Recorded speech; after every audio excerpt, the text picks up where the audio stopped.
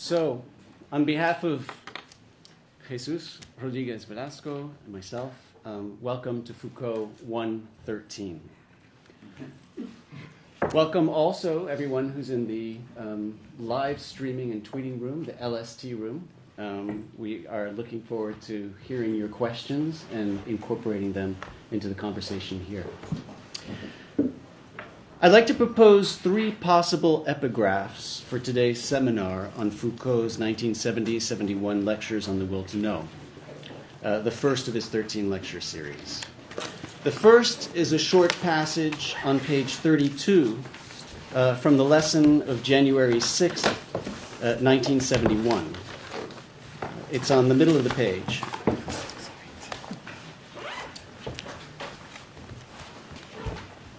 This is precisely what I would like to do first of all with regard to the sophists, to analyze the appearance and then the exclusion of the sophists, and as an event of knowledge savoir, which gave rise to a certain type of assertion of the truth and to a certain effect of knowledge connaissance, which then became normative form.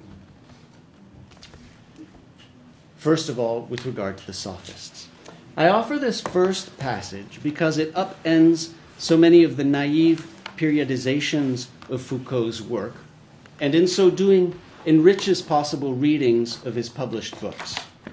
This first passage reveals how much the publication of these early lectures must make us re-examine the theoretical interventions that Foucault was making in his written works.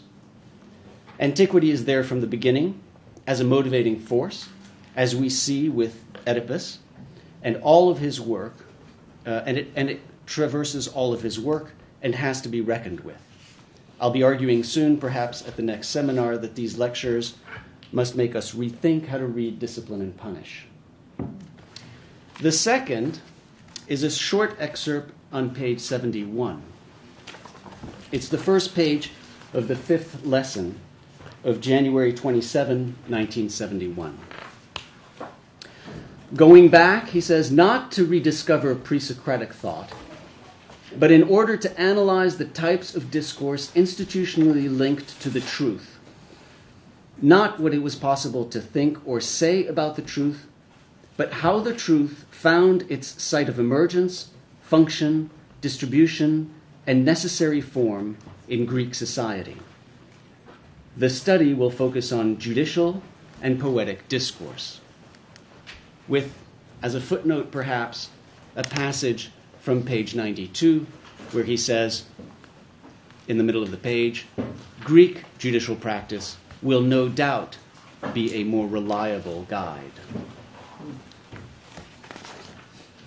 I would offer this second possible epigraph because it reveals the centrality of law and the production of legal truth in Foucault's lifelong project. The place of departure for all of the work during the 1970s and ultimately 1980s is grounded in an analysis of the techniques that societies use and have used to resolve and continue disputes, an analysis of the legal forms for the saying and production of justice, of jurisdiction. It's there in the agonistic struggle and conflictual battles over just outcomes that Foucault anchored his research, which is now amply demonstrated as well from the voluminous manuscripts that have been deposited at the Bibliothèque Nationale de France, which reveal boxes of notes on legal processes from Roman law to the Middle Ages to the Revolution and beyond. For those of us in the seminar who have an interest in the juridical, and those who have been deploying other work of Foucault as a proxy for a direct engagement, these lecture series should now take precedence. They are centrally engaged with truth, injustice, and legal forms. The third and final passage that I would propose is on page 4. It's the last indented paragraph on the page. To sum up all of these steps, Foucault says, or writes, since these are his manuscripts, each of which is very lengthy and complex, we will have put the game of truth back in the network of constraints and dominations. Truth, I should say rather, the system of truth and falsity, will have revealed the face it turned away from us for so long, and which is that of its violence. I think I'd vote for this last passage because it emphasizes the stakes of our enterprise, the violence of the system of truth and falsity. I feel that violence acutely today. Just an hour ago today, I filed a rehearing petition at the 11th Circuit in Atlanta in an Alabama death penalty case, a case where a state judge adopted verbatim, without even reviewing it, an 89-page proposed opinion that was written by my opposing counsel, the Attorney General of Alabama. It's a vivid illustration of what Hesiod would have described as the dikazijn of the gift-eating kings. The act of judging there was presented as the search for truth and proper procedure, but in reality it was nothing more than the imposition of a social ordering in which one party, the state, a partial interested party, aggressively seeking to execute Doyle Ham, is gifted with the seat of justice through a mixture of prejudice, laziness, partiality, indifference, all wrapped within complex relations of power. The stakes of the system of truth and falsity, I assure you, are great. So we begin our seminar tonight with one of the most difficult courses, these first lectures on the will to know. They're difficult, at times almost impenetrable, for at least three reasons. First, the lectures themselves are delivered at a juncture in Foucault's trajectory that brings together so many different threads, almost in a crescendo. I tried to set out those in the introductory blog post introducing today's seminar, and I encourage you to participate in that and to write for that blog. At both an intellectual theoretical level and at the political engagement level, Foucault is at multiple crossroads that will lead him in different directions at this point in time. He is putting forth a new, ambitious research agenda at the Collège de France, effectively setting out to trace a history of the power of truth. He's simultaneously struggling to formulate that project in relation to political circumstances and engagements that are shaking his faith in the utility of words and of writing. This produces a bundled, wound, sometimes almost too dense text that blends together many different themes, ambitions, interests, and desires. I've referred to this first set of lectures as a bundle of threads, and our task today is going to be to separate out a few and study them. Second, these lectures are difficult because, as an archival matter, they are only Foucault's notes. This course and the next, Penal Theory and Institutions, 71-72, are based essentially on the manuscripts and do not have the richness of his oratory. It's for this reason, in fact, that these lectures were published last. And it's for this reason, in fact, that we're here to study them in sequence, starting from the beginning. It produces, though, at times a suggestive text, at other times a disjointed text. You'll notice, of course, that the Nietzsche pages were pulled out and used in a separate lecture. They would fit properly after December 16th, right, where that lecture should go. But Foucault had this way of yanking his manuscript pages out and then rethinking, rewriting, reusing. We'll see that next seminar with Penal Theories and Institutions, where many of the pages end up going to Rio. Third, this first lecture series is difficult because Foucault is so clearly at the beginning of several research avenues, making his way through money and nomos and purification, starting to embark on a several years long and intense course of research on legal processes. And many of the chapters here are what I would call des ébauches, sketches of work to be done. I set forth in the introductory blog post several of the different theoretical strands that form this first lecture series. First, the production and power of truthful discourses by means of legal processes and judicial institutions. Second, the relationship between the will to know and the will to power.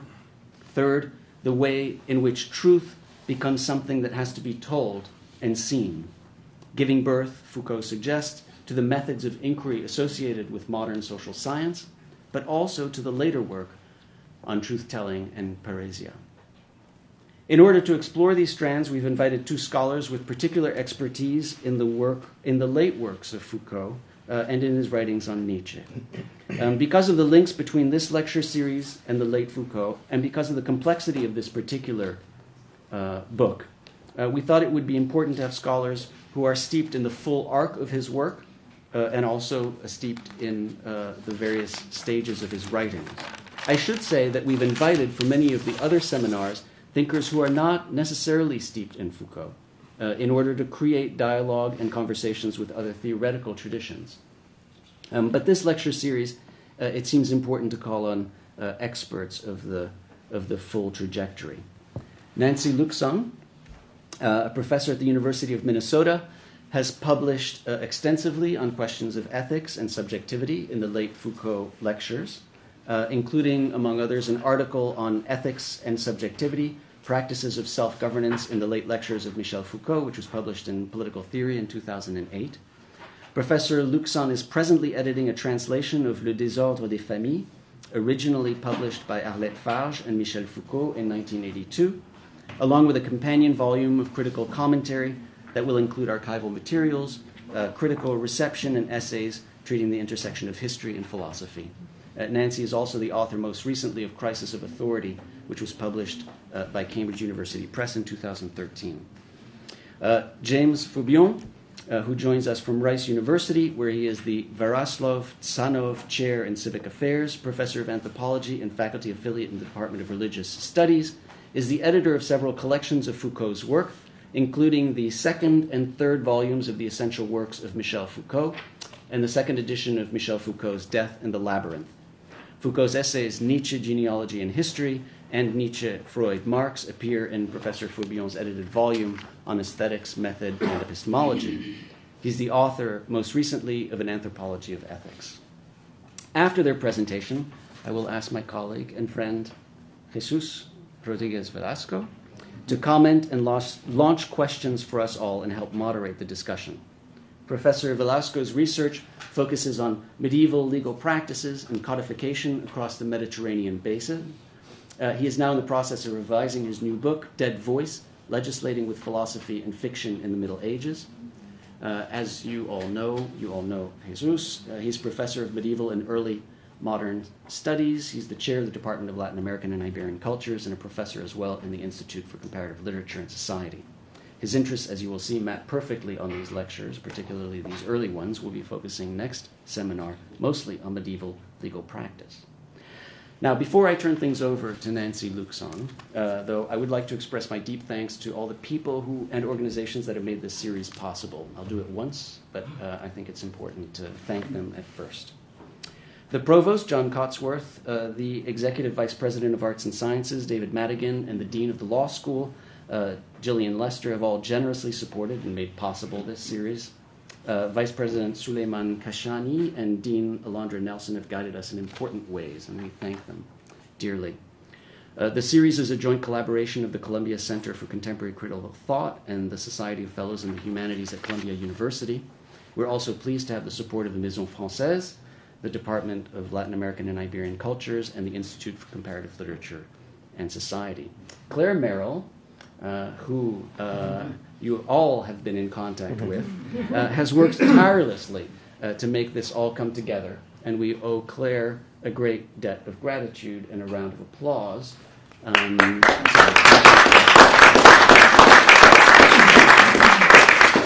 Four of our brilliant PhD students, Agnese Kodebo, who is in the LST room, Raphael Burns, Ibai Atuxta, and Luca Provenzano, who's also in the LST room, have created the possibility of virtually expanding the conversation outside the narrow confines of this seminar room by creating an interactive, live, social-mediated conversation that will allow the LST room to engage our conversation here.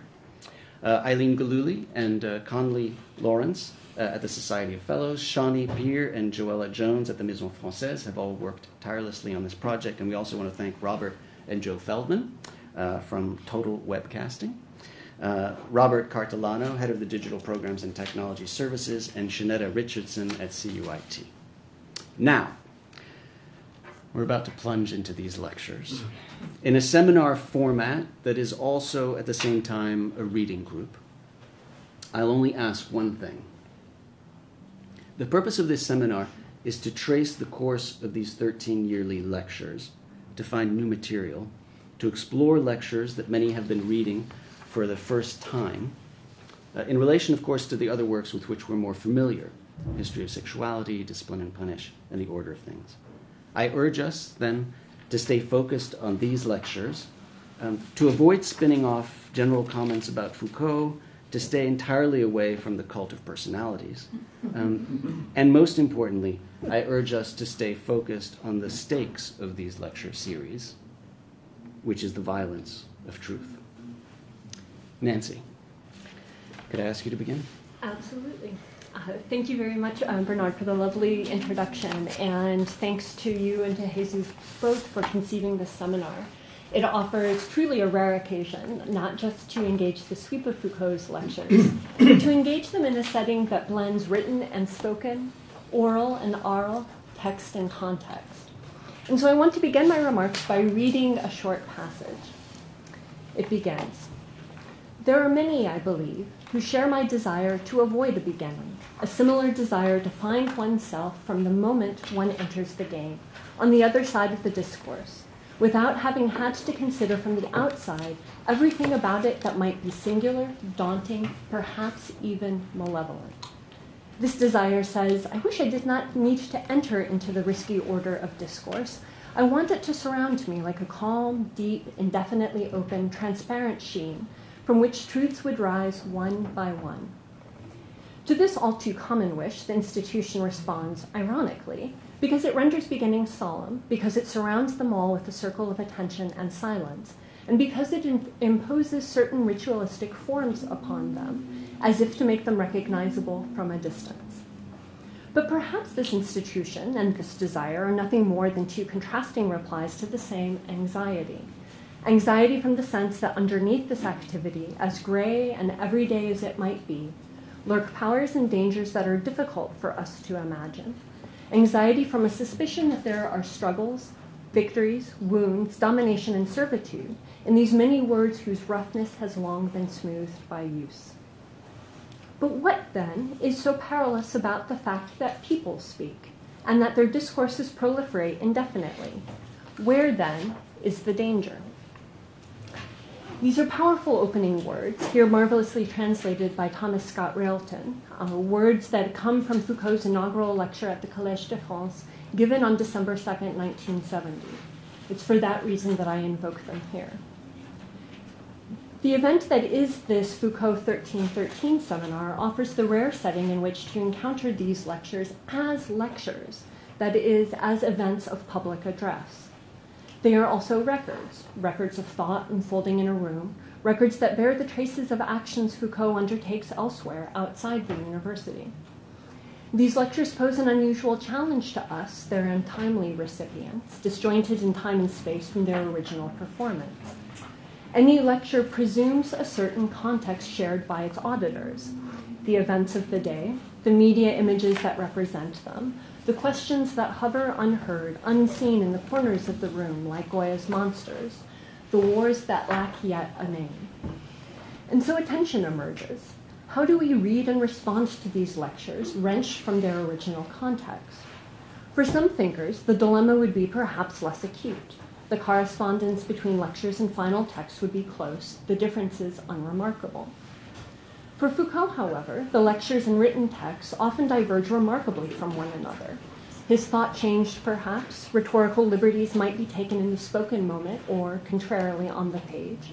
The perspective verbally articulated might be discovered to be too granular or too panoptic, and so refocused. With these opening comments, then, I would like to suggest that the tension in Foucault's work between the dit and the écrit, between the spoken and the written, the act and the word, that it be worked with, worked through, worked over. The movement from lectures to books to reviews has offered us one contact and circulation with these ideas, one reinforced by recursive rereadings. The lectures as addressed, their ideas conjured up in the seminar, offer another contact and circulation, and a chance to revisit those ideas left protean, the impasses perhaps now unblocked, the bridges to works at the time barely thought and entirely unknown. For myself, in approaching these lectures, I am struck that there are, in fact, two beginnings to this lecture series, both displaced from this volume, both of which confront discursive excess. First is the inaugural lecture from which I just quoted, The Order of Discourse, a lecture omitted from this volume. It is an opening that is bound by the rituals of institution, namely the Collège de France, of circumstance, the death of Jean Hippolyte, and the need for there to be a speaking subject, the anxiety admitted by Foucault. This lecture occurs in an interstice of sorts, one interpretively between eulogy and inaugural lecture, and one intellectually between two minds. I find it curious and somewhat moving that this is one of the very few occasions when Foucault pivots to address the institution that both constrains and enables him most in daily life. The second beginning can be found in the magnificent essay on Oedipus Rex, here displaced to the end of the volume. This extraordinary lecture will serve as a touchstone for Foucault on a number of occasions.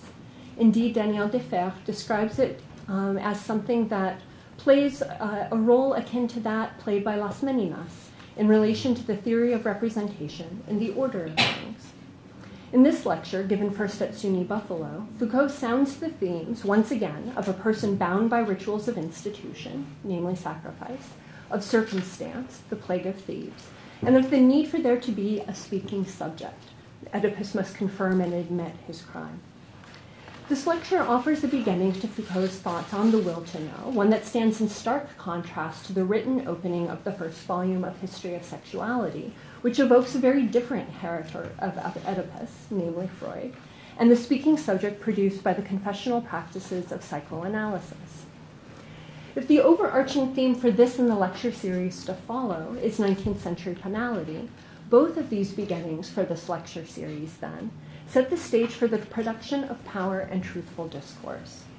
The difference, one that reverberates through the lectures that follow, is the emphasis on legal process in the discussion of Oedipus.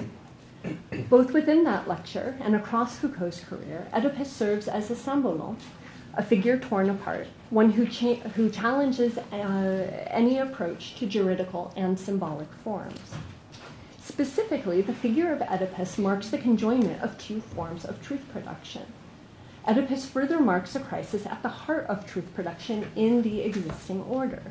He exemplifies the experience of trying to read signs in the midst of crisis, of reading the event of crisis, that is, the decomposition of meaning held in place by an earlier truth regime. And by the play's end, Oedipus Tyrannos apprehends dimly the crisis of the very concept of the political. Oedipus marks the cusp of a very different relationship between truth-telling, politics, and meaning.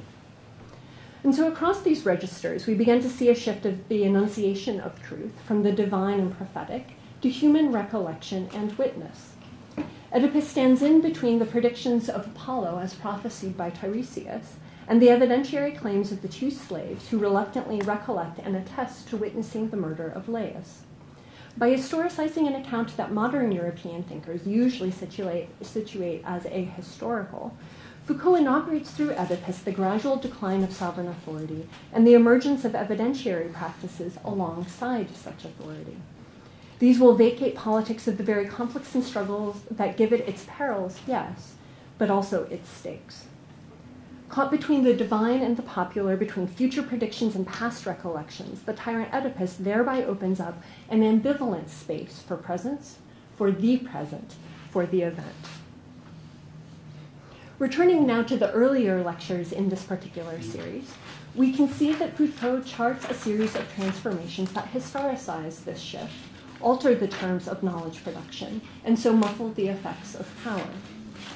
The shift plays out more subtly in Foucault's account of the move from Homeric oath-taking, with the directness of verbal confrontation, to Hesiotic justice, with its measured cadence in works and days, to the Gorton laws and the displacement of truth onto the witness.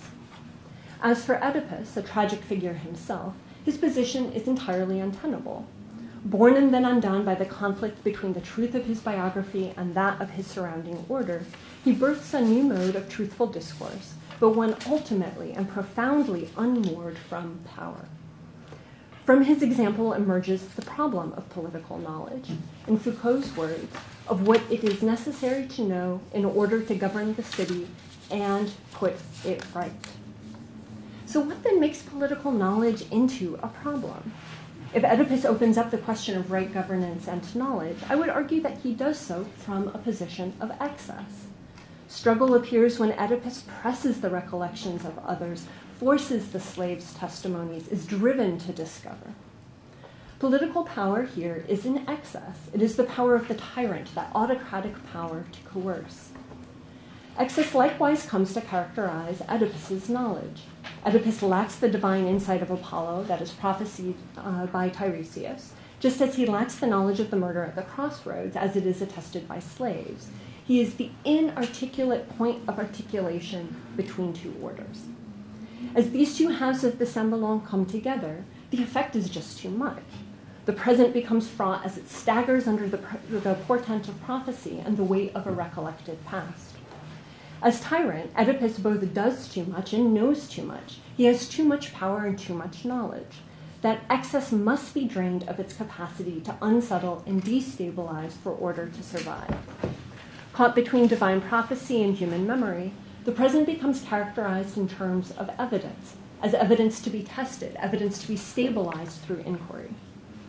And so, as Foucault's readers, we find ourselves before the first aspect of the production of truth, an excess that demands regulation. We confront the preoccupation around that proliferation, that excess, that sense of too much, that defines the human present and demands measurement and moderation. Most obviously, these lectures hint at the profusion of mechanisms, processes, and practices that in Foucault's work will later come to encase other tests and inquiries, and still later to transform these into a more specifically legal form. After Oedipus, the explicit connection to power is denied, repudiated, disavowed. The forms of these tests, inquiries, and later examinations will change according to historical context, of course. And yet, in his assessment of these changes, Foucault remains wary of any introduction of witness or investigation that would distance itself from the context at hand. Indeed, in Foucault's work with the GIP, Foucault resists the language initially of a commission d'enquête. He tolerates the label of a counter-examination or contre-enquête only very briefly. And he shies away from framing the GIP's work on the terms of even counter-judicial proceedings. Instead, he seems to envision no less than a disidentification from existing symbolic forms that govern truth-telling, and efforts to create something apart, efforts that tragically will fail. The preoccupation with excess in these lectures also extends along a second dimension, that of measurement. Foucault's lectures, with their attention to the entanglements of nomos or law, nomisma or money, also trace the extension of regulation into social space. Given that Foucault very rarely broaches the topic of money, the preoccupation with excess in Oedipus clarifies his otherwise puzzling comments. If elsewhere money occurs as symbolic form and representation, as in the order of things, or as stamp and blason, as in the courage of the truth, then money here is entangled in the political struggles that accompanied economic issues of public taxes, private debts, and wage payment in ancient Greece. No wonder that Foucault claims, rather than compare the monetary stamp to the linguistic sign, it would be better to compare it with symbols and rights of powers. Foucault clarifies that money functions neither as sign or symbol and reaches for the word simulacrum. Influenced no doubt by Pierre Klasowski's simulacra of endless reversals, Foucault defines these as, and I quote, a fixed series of superimposed substitutions which replace each other. Foucault sketches the historical emergence of inequalities that threaten a surge, an excess, if you will, of popular power, and instead become muffled through economic exchange. Money is at once a trace of political relations and asymmetries that Foucault associates with Nietzsche, and it also covers over these differences with a system of commensurability. So here I would like to extend Foucault's brief thoughts on money a bit more. As money becomes more distant from use, we can start to think of it as something that ceases to be a token of disagreement reached independently by two parties, and instead it takes on the form of a force that shapes and structures these agreements themselves. Money produces social arrangements somewhat oblique to citizens' activities and actuality, social arrangements that then shape these activities and present themselves as inevitable. Money thus interrupts a set of conversations and exchanges and intervenes in the proliferation of things, the proliferation of desires, relations of power, imbalances between groups. Citizens begin to forget the power of money as numisma, as something created by law that is nomos, and susceptible then to change by those who live in accordance with law. Preoccupations with defilement only secure the existing social space and entrench its attention to circulation, measure, and distribution. If philosophically these lectures tell of the gradual neutralization of adversarial contest in modes of truth-telling and knowledge production, then politically these lectures trace the measured diffusion of contest into a social space drained of its own value and contestability. Reversals of fortune, reversals of knowing, reversals in relation of political and economic power. These reversals play out recursively across these lectures on the will to know. They also are variously taken up in the lectures on biopolitics, the Louvain lectures on criminality, the turn to the ancients in the early 1980s that we now recognize as a return. Through the play of forces that Foucault charts across the domain of knowledge and power, he shifts attention away from the stability of order that so often inheres in philosophy and politics as an ideal. The din of what Foucault calls real struggles and relations of domination begins to echo across these pages through the lecture hall and into the present. A present newly torn apart by its own proliferations of meaning and with its own risks and potentials for coming undone. Perhaps, and I say this quite gingerly, but perhaps we as Foucault's audience can confront that anxiety alluded to in his inaugural lecture and find in it a political challenge. Foucault concludes his last lecture by commenting that Oedipus, in his words, not having really put the city right, he can no longer rule it. So Creon's last question, do you still want to command? That question may be ours to inherit. The challenge left by Foucault may well be to grapple with the charge of governance. The unblinking, obdurate, recurrent Oedipal example in Foucault's corpus suggests that it may not be enough to react, to be provoked by crisis. After all, Oedipus is undone by his very actions. The larger problem may well be our relation to the symbolic and legal forms that Oedipus evokes and the truth-telling task that he bequeaths. If so, what democratic authority do we need in the face of proliferations of meaning that so cripple Oedipus? And by what power, by what knowledge, might we divest one set of forms so as to invest in another? Thank you.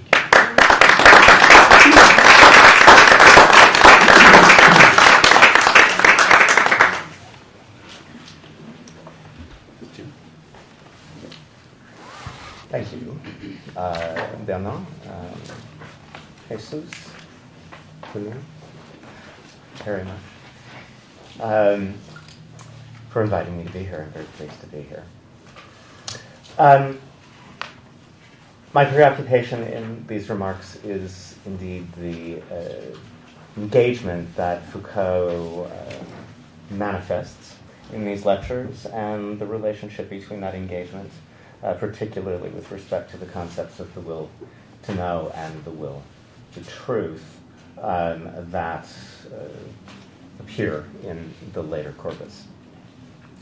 So in these lectures, in what has been entitled an appendix, Foucault remarks that the will to know could serve as a unifying rubric under which all of, at the outset of these lectures actually, I screwed that up, in what appears as an appendix to his first year of lectures at the Collège de France, Foucault summarizes the task he's undertaken as a test of the utilizability of the Nietzschean model of the will to know, which dismisses classical precedents in rejecting the presumption that there is any intrinsic relationship between knowledge and the truth. Nietzsche's presumption instead is that knowledge, truth, and relationship among them are specific inventions that mask the sources that have given rise to them. And he accordingly opens up the possibility of a distinctive analysis of the history of truth that Foucault reads as being grounded in four basic principles. First, the principle of exteriority. What gives rise to knowledge is something completely outside the order of knowledge itself. Second, a principle of fiction. Truth is falsification, error. Third, a principle of dispersion. Truth is the progeny of a heterogeneous multiplicity, not of simplicity, not of essences. And the principle of the event. Truth is an effect of other causes. Foucault invites us to understand these principles as principles of method. At the very least, he invites us to understand them as working hypotheses, speculations that could be put to a test they might not survive. The invitation is especially striking for what it does not extend, an embrace of any particular ontological commitment. In particular, it does not ask us to follow the Nietzschean model so far as to embrace Nietzsche's own candidate for what lies outside of knowledge, what produces truth as error, and results in the appointment of the subject as its bearer, namely the will to power. Nor does he mention the will to power in concluding the appendix. He writes instead that going outside the text so as to find the function of discourse within a society is what I call the principle of exteriority. A text, not a will that we exercise or that exercises itself through us, but instead a socially specific, as he puts it somewhat earlier, political and economic caesura that leads the techniques of proportionalities and equivalencies to the symbol. It's fallacious to draw inferences from silence, but I think that we are at least entitled to take up such silence concerning the will to power as a springboard for reflecting on the mode and substance of Nietzsche's influence, not merely on Foucault's first lectures, but also, again, as I said at the outset, on the work that unfolds from that point forward. The lectures, for their part, both begin and end with sustained commentaries on Nietzsche. They're not his first to do so. The lectures he delivered at Luxon between 1969 and 1970 precede them, and they were informed by an insight or impression that Foucault had had perhaps a couple of years before, that in Nietzsche, a conception of the will to know, as la volonté de savoir, realized as a sort of subjunctive affirmation, maybe this is the case, could be distinguished from and could not be reduced to the will to power. In any case, this is what Daniel Defer, in his spelling out of the context of the 1970-71 lectures, cares to underscore, if only in a footnote, but then footnotes can be important. What Defer helps us to begin to render articulate is the question of how we are best to understand the coupling and distinction that Foucault is soon to make between knowledge, savoir, and power, and of the dynamics of the relation between the two. This very general question devolves into two others that we might be able to discuss. First is the question of the extent to which Foucault sustains the distinction between the will to know and the will to power. This is a question that permits of a relatively straightforward answer. He does, if by way of omission.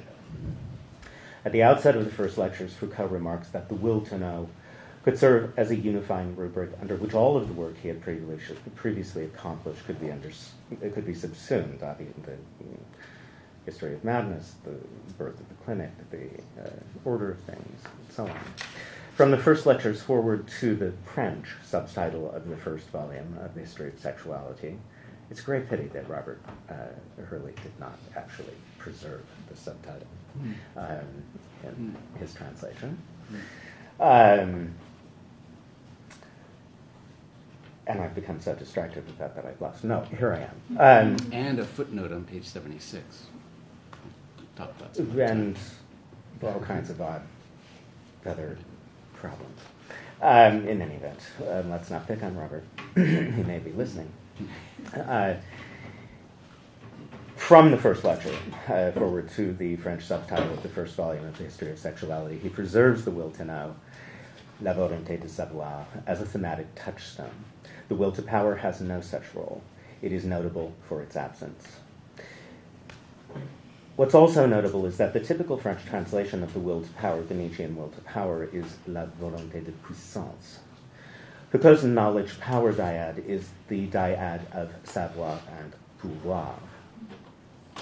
And if the former, savoir, is the object of a will, the latter is not.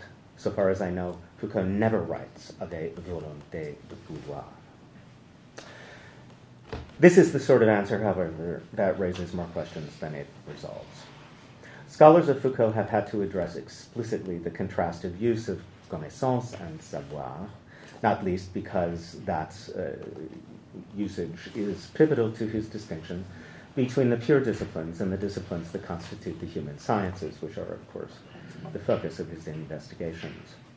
But what is this will that has savoir as its apparently specific object? This question may lead us to attend closely to Foucault's analysis of the will to power in the first lectures, but that such attention will yield a definitive result is improbable at best. Puissance and pouvoir.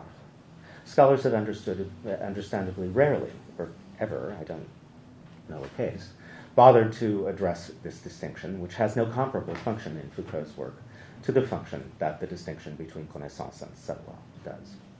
Yet it registers a departure from Nietzsche's usage, at least in the French translation. That Foucault never conjures a volonté de pouvoir registers this departure, I think, all the more forcibly. And then there's truth. Echoing the language of his characterization of the Nietzschean model, and in apparent conformity with its principles, Foucault will come to characterize his investigations as having far less to do with truth than with truth effects. He will formulate the concept of regimes of truth, which might be read as a sociological analytic of the dynamics of knowledge, truth, and power. In his inaugural lecture at the Collège, the Order of Discourse, Foucault presents to his audience his long-term ambition to put again into question our will to truth, which he looks to follow Nietzsche closely in tying to the violence of exclusion and suppression. He turns and returns to the term, not merely in the first lectures, but also at several later junctures in his work. The valence of the term is often Nietzschean. It has, however, a somewhat truncated career. I'm far from the first to note the glaring contrast between Foucault's shift from at least the letter of the ambitions he puts forward in the Order of Discourse to his preoccupation in his last 2 years of lectures with the risks of parrhesia and the lofty exercise of le courage de la vérité, which I'll pointedly translate as the courage to truth. The question that arises here is the question of the extent to which this shift implies an abandonment, even a subversion of the Nietzschean model, the answer to which may not be as obvious as at first sight some of his readers thinks it is. Truth is a sublimation of knowledge in Foucault's Nietzschean first lectures, which arises from falsehood and error. Paradox of Nietzsche's many claims about the real is appearance, the real is chaos. Claims which seem to be true, at least for Nietzsche. One way out of that paradox, which Foucault does nothing to dispel, is to read it as a relentless, unremitting nominalism. If the Nietzschean world is only a world of particulars, then every claim to know that is abstracted from such particularity must indeed be in error, and any sublimation of that abstraction in turn, an even more serious and consequential error. I note in this regard Foucault's rather enthusiastic treatment of Nietzsche's positivism. I also would underscore Foucault's own nominalism, or as some others have recently put it, critical empiricism. I'd also suggest that this potentially resolvable paradox, a paradox resolved in potentially this turn toward nominalism, is very, very consistent with his rejection of the transhistorical universal subject, which he is at pains to show is not implied by Nietzsche's conception either of the will to power or of the will to know. This is the perhaps most pivotal moment, I think, in Nietzsche's labors over the will to power as it functions in Nietzsche's thought. I'd also note the distinction between the will to know of which Nietzsche approves, which is an almost purely intuitive will on behalf of survival and thriving, versus the will he condemns as cruel and ascetic. For both exercises of the will, or for both sorts of will, however one wants to put this, knowledge is instrumental, whether as tool or as weapon. And perhaps for Foucault, as much as for Nietzsche, the instrumental deployment of knowledge, strategically or tactically, may be a deployment that marks precisely the manifestation of the will to know and the dynamic of the will to know. Because Foucault never says as much, and because I am reluctant to put words in his mouth, this is speculation. The second will to know, that nasty one, is interestingly an echo, as if it were an epistemological counterpart to the slave revolt in morality that Nietzsche will, of course, detail in the Genealogy of Morals. An epistemological counterpart with the ugly Socrates at its lead. One should note in this first set of lectures Foucault's tendency to lump Socratic and sophistic philosophical discourse together, and to lump them together in a way the tenor of which I think is much more in accord with Nietzsche's own disapproval than it is indeed with definitely with the treatment of Socrates that we find in the first of the final 2 years of lectures. It's doubtful, I think, that Foucault entirely endorses this parallel between the ascetic epistemological exercise of the will to truth and the slave revolt in moralities, not least because that derives, in both cases, from Nietzsche's presumptions about the introjection of the will to power among the dominated. It seems much more probable that Foucault retains an effectively instrumentalistic conception of the will to know, however, or better. Perhaps he sees in every instrumentalization of knowledge and in every production of knowledge as instrument a manifestation of the will to know. Not knowledge as power, or the reverse, rather the will to know as knowledge put in the service of power. Here I want to remind us, in a move backward, of the conclusion of the archaeology of knowledge, which of course precedes this first set of lectures. And Foucault's long worries there about the status of his own discourse, his own savoir. He is an historian. He's already classified himself effectively as producing savoir. He's already suggested that the, shall we say, systematicity of savoir is marked, particularly in what it doesn't say, by power. So what's he to make of himself? Is he just another participant in the long, ugly enterprise that he's already revealed? Or is there some other modality of savoir that may not fall into the trap of, in effect, being reduced to the service of power? Another question I want to put out as a general one. Is the will to know, in fact, a will to which the pure sciences by which the pure sciences cannot be used? Strictly speaking, again, within the letter of Foucault's work, The answer is no, because his focus is again entirely on the human sciences. But I would only remind us of the Manhattan Project as an example in which the will to know may well appropriate the pure sciences for its ends. Truth again, the sublimation of knowledge in what comes to be the telos of knowledge, always as falsehood and error, and so as the ultimate consummation of the ascetic will to power, as puissance. Foucault never challenges Nietzsche's tone in the first lectures, although it's interesting that a few years later he will tell an interviewer that he doesn't intend to offer any more lectures on Nietzsche. But again, he makes no subsequent place for the will to power in any of his subsequent work. So what happens to it? A clue in the appendix with which I began. It becomes social. And this is what power, pouvoir, always remains in Foucault, whether ossified as exploitation, domination, or subjugation, or as those fluid dynamics that he comes to call power relations. The very comprehensible, to my mind, swerve away from Nietzschean psychologizing seems to me to be well keyed at this moment.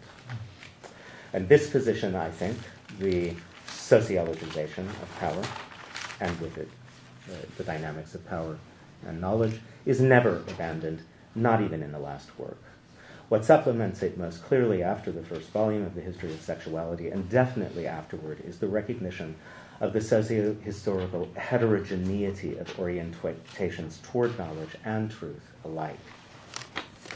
All unfolds within governmentality. I think there's no question about that, and that is to stick to the letter of Foucault's own words. But what unfolds has diverse motors. Nosi certo, an imperative, know thyself, divinely pronounced, not a desire, but an order. The cultivation of modes of the philosophical ethos for which Paresia stands, as Plato's Academy did, outside the walls of the polis. Passions that cannot be adequately subsumed under the category of the will play their role in Foucault's treatment of the quest for, the passion for the truth in the last works. He also wants to underscore critical commitments that point to a contest between the knowledge instrumentalized, expressed, shall we say, as a manifestation of the will to truth, and the battle, and here I fortunately find myself intersecting with what you've just had to say, and the battle to block its instrumentalization, to deconstruct that instrumentalization. What remains, and what Foucault is keen to emphasize in his assessment of the will to which Nietzsche appeals, is that it does not presume the existence of a trans-historical world constitutive subject. Again, this seems to me the most pivotal moment in his reading of The Will to Power in the first lectures. And so what opens up with this, and what is preserved by it, is the possibility, still I think with a Nietzschean inflection, even if it owes much to Kant, of a critical historical ontology of ourselves. Thank you.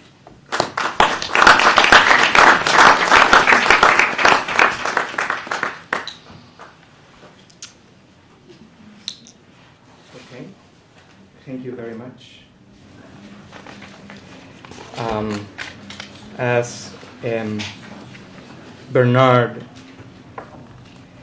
I would like to thank Bernard for including me in all this. I am just going to be learning a lot, I hope, from you all, since I am certainly not a Foucault scholar. For the blog that I would encourage you to follow and to participate in and to join in the conversation that we are keeping on the blog, I suggested, perhaps a little bit exaggeratedly, 8 questions. None of those questions can be really answered, and so I decided to go in a different way and to comment on an idea that I feel was somehow underneath the texts of both our speakers, and the question of multiplicity and dispersion, an idea that is across these leçons sur la volonté de savoir And I am just going to comment a little bit on that. And finally, I will just ask a general question, again, with the only purpose of giving back the floor to where it belongs, that is, to you all. I'm just going to consume 6 minutes of your time. During Foucault's first trip to the US in the spring of 1971, John K. Simon interviewed him for the Partisan Review. At the outset of the interview, and after having rejected that he had invented a new method, Foucault stated that, "It is true that I have dealt especially with phenomena of the past, the system of exclusion and the confinement of the insane in European civilization from the 16th to the 19th century, the establishment of medical science and practice at the beginning of the 19th century, the organization of sciences of man in the 18th and 19th centuries. But I was interested in them, in fact, profoundly interested, because I saw in them ways of thinking and behaving that are still with us. I tried to show, based upon their historical establishment and formation, those systems which are still ours today, and within which we are trapped, on est piégé. It is a question, basically, of presenting a critique of our time based upon retrospective analysis. In this short response, we have a general but powerful account of the work of somebody who did not claim to be a historian, in the same way he did not claim to be a philosopher or a philologist. He rejects to locate himself in a discipline because he wants to become the multiplicity he attributes to the discursive events he is interested in analyzing. He wanted to move freely between text and not textual universes, and also across activities that lie outside the bavardage academique and the murmur of books opened and closed. A multiplicity that is at the basis of his critique of our time based on retrospective analysis.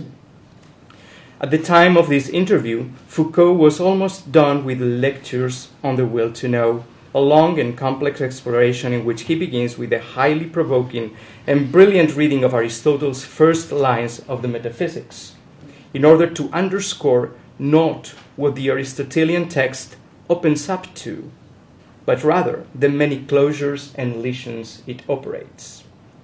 This reading, it seems to me, is in close connection with the notion of the choice of the origins, le choix original, he uses in an interview given during his trip to Japan in the fall of 1970. This choice of origins, he demonstrates, involves, among other things, the exclusion of the sophists and sophismata from the history of philosophy. He then analyzes several discourses of truth in ancient and classical Greece, mostly linked to the discussion of juridical institutions in Homer, Hesiod, and Sophocles. Trying to summarize everything he does in these lectures would be a titanic work, as everything he engages with is the object of a deep chain of theses begetting multiplicity itself. For instance, in his lecture of January 27, 1971, he proposes to focus on poetic and judicial discourses, from fragmentary papyri to the Iliad. He does it reversing the chronological order, beginning with the final state and proceeding to the initial state, that is starting with the threshold of the Hellenistic culture, in which truth must be said according to witnessing procedures to the Homeric poems. The reading of the initial state after the analysis of the final state gives much more power to theses like the one about the dispute between Menelaus and Antilochos, in which he puts forth, the truth is not what one says, or the relationship between what one says and what is or is not. It is what one confronts, what one does or does not accept to face up to. It is the formidable force to which one surrenders. It is an autonomous force. But again, we must really understand its nature. It is not a force of constraint, like a yoke, to which one submits. One is not morally or legally required to submit to it. It is a force to which one exposes oneself and which has its own power of intimidation. There is something in it that terrorizes. The truth, he concludes, is not so much a law binding men as a force which may be unleashed against them. Foucault often talks about truth in terms of affections. Truth intimidates. It even terrorizes. It requires courage. This research into truth is, as we have seen before, a philosophical inquiry. This is also why Jim Faubion could underscore the importance not only of truth, but of truth effects. Listening to Nancy Luxon and reading what she wrote for the blog, we can see as well how this research of truth is as well a legal and juridical exploration of the ways in which truth is produced. Among the many legal institutions he explored and closely analyzed, Foucault focuses on the enquête, the inquest, the inquisitorial modes of juridical research. Here he is looping the loop of Émile Benveniste's Vocabulaire des institutions indo-européennes and with his view on Georges Dumézil's astonishing work Mythe et Poupée and Servius and so on, whose trifunctional analysis plays an important role in Foucault's society of truth, knowledge, and power. But he is reading as well another book that will play an important role in his lectures on théorie et institution pénale, Lévis, la hiérarchie des preuves dans le droit savant au Moyen Âge. The juridical form of the enquête, its history, and its procedures, with the participation of witnesses, martyrs, and the truth unleashing forces of the opinion, fame, and rumor will remain one of the main foci of interest for Michel Foucault. So much so that when he signs and reads the manifest of the Groupe d'information sur les prisons, he points to the fact that their work has been conceived as an enquête and tolérance. But at the same time, although the enquête concept remains in many of the texts and activities related to the group, he wants as well to get rid of this form itself and its restrictions in order to focus on information because, as he puts it in March 1971, il faut transformer l'expérience individuelle en savoir collectif, c'est-à-dire en savoir politique. In other words, he is not just interested in understanding a certain historical event in order to locate it where it belongs. His retrospective analysis is much more complex, as he says in some intriguing loose pages, and the materiality of the manuscript is astonishing by itself.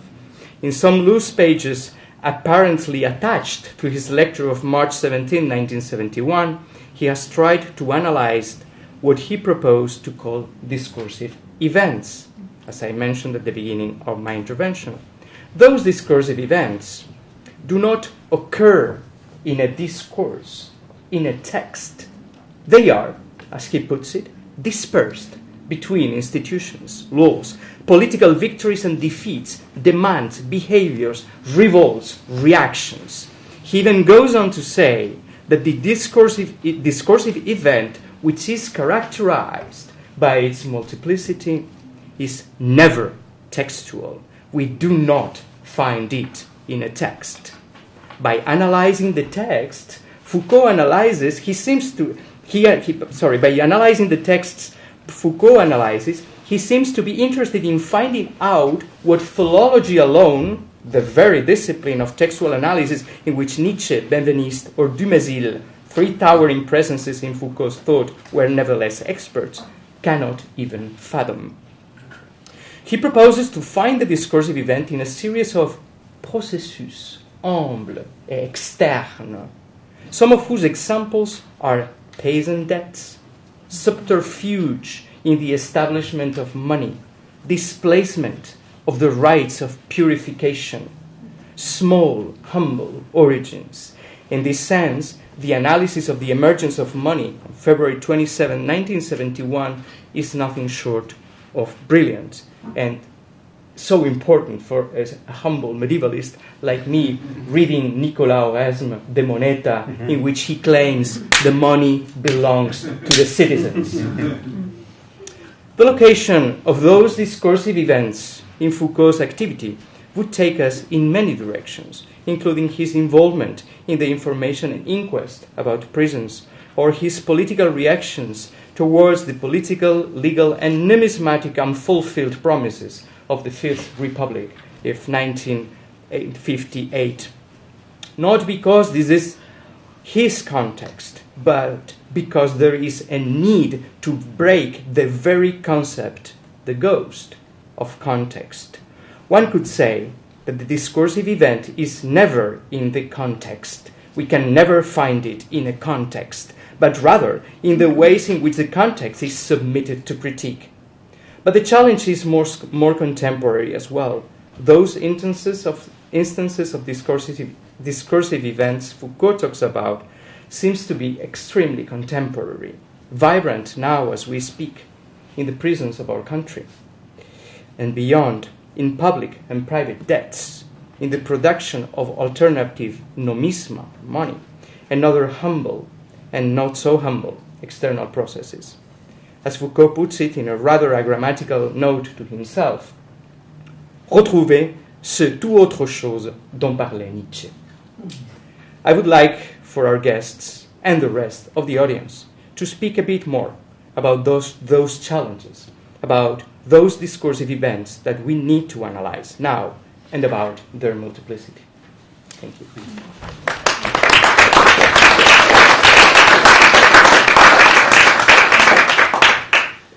So I'd like to open the conversation now. And to anyone who wants to take on some of these threads. I think that there are, multiple threads here worth pursuing and trying to have conversations about. One about the notions of excess, I think, that Nancy was talking about, and what that is. What is that excess that calls for measurement, nomos, the production of social order, the reimposition of social order. And the other one, I think, very provocative, was the relationship to will to power, and of course there are more, but I thought maybe we could start there. And what I was gonna suggest in terms of the will to power is that it given the emerging theorization of power that Foucault develops over the course, really, of the next year, and 73 as well, which then shows up in kind of full form in 75 in Surveiller et Punir. There's a theorization of the notion of power which makes it which would make it inarticulate for him to talk about a will to power. Power being this this thing that becomes theorized as through notions of relations of power. And so it's very interesting. It seems almost as if what we have in these lectures is the unpacking of knowledge, which does produce all of these distinctions between connaissance, savoir, and very complex unpacking. And we're about to see an unpacking of power that comes in 72, 73. That makes it impossible for him to utter the term will to power, since in fact it's so much more of since power is not this object, power is not something we possess, power, he has all of these, it's an ideology, it's not an ideology, etc. And so right. Well, so that's. I take it that would be one way of thinking about it. the will to know is what gets unpacked here, and then the very notion of power gets unpacked immediately after this, making it something that is not going to fit in the rubric of a will, right? And I agree entirely with you that is the socialization or the sociologization of put a few more syllables in there, and we'll get it right. Right. Of both. Right. Yeah. I mean, it does raise a question, though, as to what he might be saying at the very end of this lecture on Nietzsche, when he does kind of address this notion of the will to power, and he says it's the breaking point at which both truth and knowledge come apart and destroy each other, right? On page 218. Yeah. And do we have, I'm sorry, Robert, do we have a mic? It up just fine. You're picking it up fine? Yeah. Okay, great, thanks. Go ahead.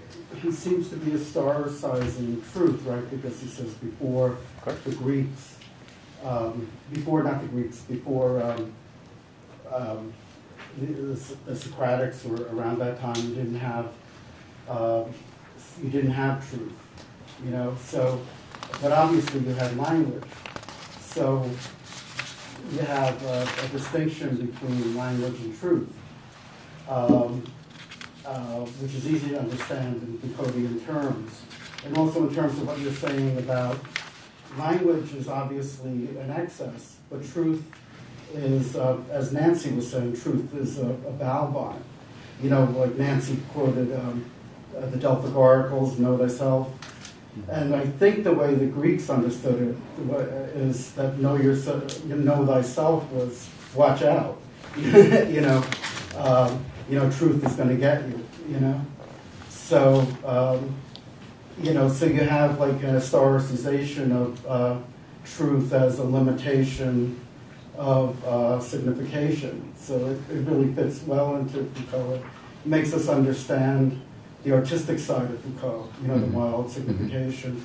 And it also makes you understand how Foucault could work so hard at signifying but doubt truth, because truth is a subsection of language, it's signifying. You know? Jim, and then Jeremy, did you want to say something in relation to that? Your remark on the aesthetic interests, I think, is a very important remark in connecting us indeed to the theme of excess and the very, very elaborate thematic attention to excess in so many, What is an Author? Roussel, the work on the introduction to Bataille, his enchantment with Blanchot as producing a fiction that undoes the subject. I think it becomes clearer around this time. He gives a lecture on Monet. Yes, and also absolutely. And he makes clear that in Monet you have this revolving, mobile perspective, which was very astute, borne out by later analyses of what Monet was actually looking at in his perspective. And so the point is that you see it clearly that there's he says Monet sort of invents this perspective machine where the viewer becomes part of the thing, and nothing is static. You know, so to me that speaks to where Foucault is at this moment, because he's worked with epistemes, and now he's doing discourses. So he's doing sort of the way Freud talks about the uncanny, I think is the way Foucault talks about Monet, in terms of, the uncanny is the still thing that moves. And that's what the epistemes are becoming at this time. They're becoming discourses that move throughout history. Jeremy? They're becoming uncanny. So this is a thread that I thought was running through all presentations, all three presentations, but maybe Jim brought out most distinctively. But also I think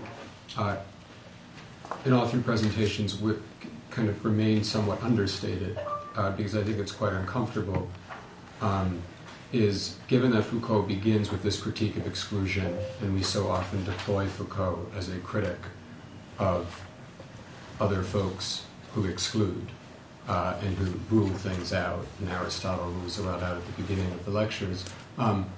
What, Jim, you emphasized very specifically were two acts of exclusion that are constitutive of these lectures, and that Foucault seems very committed to, and I think will remain committed to in large part throughout the lecture series. Yet they're very uncomfortable for, I think, a lot of people who want to dedicate themselves to the study of Foucault for methodological reasons. So first, Foucault excludes the text and discourse and has a drumbeat against a method that would emphasize sign, symbol, representation, or textuality. He excludes, and he's obviously talking to many people, many of his interlocutors at that time in the French Academy, who were very dedicated, as Jesus pointed out, to that way of analyzing things. Foucault excludes. I'm not interested in discourse, I'm not interested in text, I'm interested in what lies outside of them. And then the second exclusion, Jim, as you pointed out, is, okay, so what is outside the text, what is outside language, what is outside representation? Is it Nietzsche's will to power in this rather vulgar, subjectivist, psychological sense, almost voluntarist sense? And Foucault excludes that. And as you point out very clearly, no, what is outside the text is not a subject, is not psychology, is not affect, is not feeling, is not even desire. It is whether a political and economic caesura or a political economic conjuncture in society. And to me, those exclusions are astounding, if only for the fact that most people in the academy who study Foucault come from disciplines that are really taken up with those two subject matters that Foucault is very explicitly saying should not be the center of the analysis and are the wrong way to go. And I'm very curious to hear, what everyone in the room thinks about that, because to me it seems to be just a vital act of his own exclusion. Well, and I would add as an addendum to your comment that the irony is also then that in the discipline of political science, with the exception of political theory, Foucault is still seen as a person rather apart. And so in the field that ostensibly in some ways should find the most material by which to think of that particular caesura, there's a hesitancy. I'd actually like to go back to the conversation we weren't supposed to be having when the recording was first turned on concerning Derrida, that I'm going to turn the floor over to you, but I would just throw in the air that several readers have noticed that between that's where I was going, between Foucault and the longer-standing French tradition of the prioritization of the social over the individual, Foucault is not exactly standing apart. Do you want to jump in? So I think it bears directly on this, in that it's perhaps just an elaboration of what Jeremy said, in that, and it continues the conversation we were having earlier on, that it struck me that the unspoken opposite, antipode to Foucault's position here is really Derrida, and the above all, I think, perhaps what he has in mind at this particular moment, because he's re-editing the History of Madness, is Derrida's extraordinary assault on that early work in the review from the early 60s, which Foucault then has to fashion a response to. And one of the key parts of the Derridian attack is the question of how the classical crisis that Foucault is talking about in the History of Madness relates to the integrity or the dualism within Logos that goes all the way back to this transition between the Socratic and the pre-Socratic moment. And I took the challenge that he was taking up in these lectures to be, okay, how do I respond to the depth of Derrida's critique, which takes us back to that first moment in some sense, but how do I do it in terms which are not Derridian? In other words, how do I go outside the text and what kind of a story do I then tell? And it's as Jesus was pointing us towards, and as you were pointing us towards with what happens with the will to power, it becomes sociological. That's the terrain on which we have to discuss. And in some of the chapters that we do, or the lectures that we didn't read here, there's a kind of elaborated social history of the break of the 5th and 6th centuries. Yeah. And what are the terms in which that is discussed? Well, the variety, there's this language of the humble, but there's also a language which I don't think in the context of France at this moment is humble, and it's not the decorous language of political conflict. The words that he actually repeatedly uses, and surely in a polemical fashion, is class struggle. Yeah. Class struggle. Now, that is humble in terms of it not being philosophy, but that is in fact the exalted grand narrative, right? Which Ian can piece down into transactions about money, but invoking class struggle is humble only in a playful sense, right? That's actually big terminology. No, it's very good you point that out. It's very jarring, and it seems polemical and deliberate, and in fact brutalist. It's not subtle; it's the inverse. It seems to be a refusal of subtlety. It's an insistence on simplicity. And a class analytic is almost like Palatzas or something. He's talking about class alliances and the configurations between the aristocracy and the craftsmen,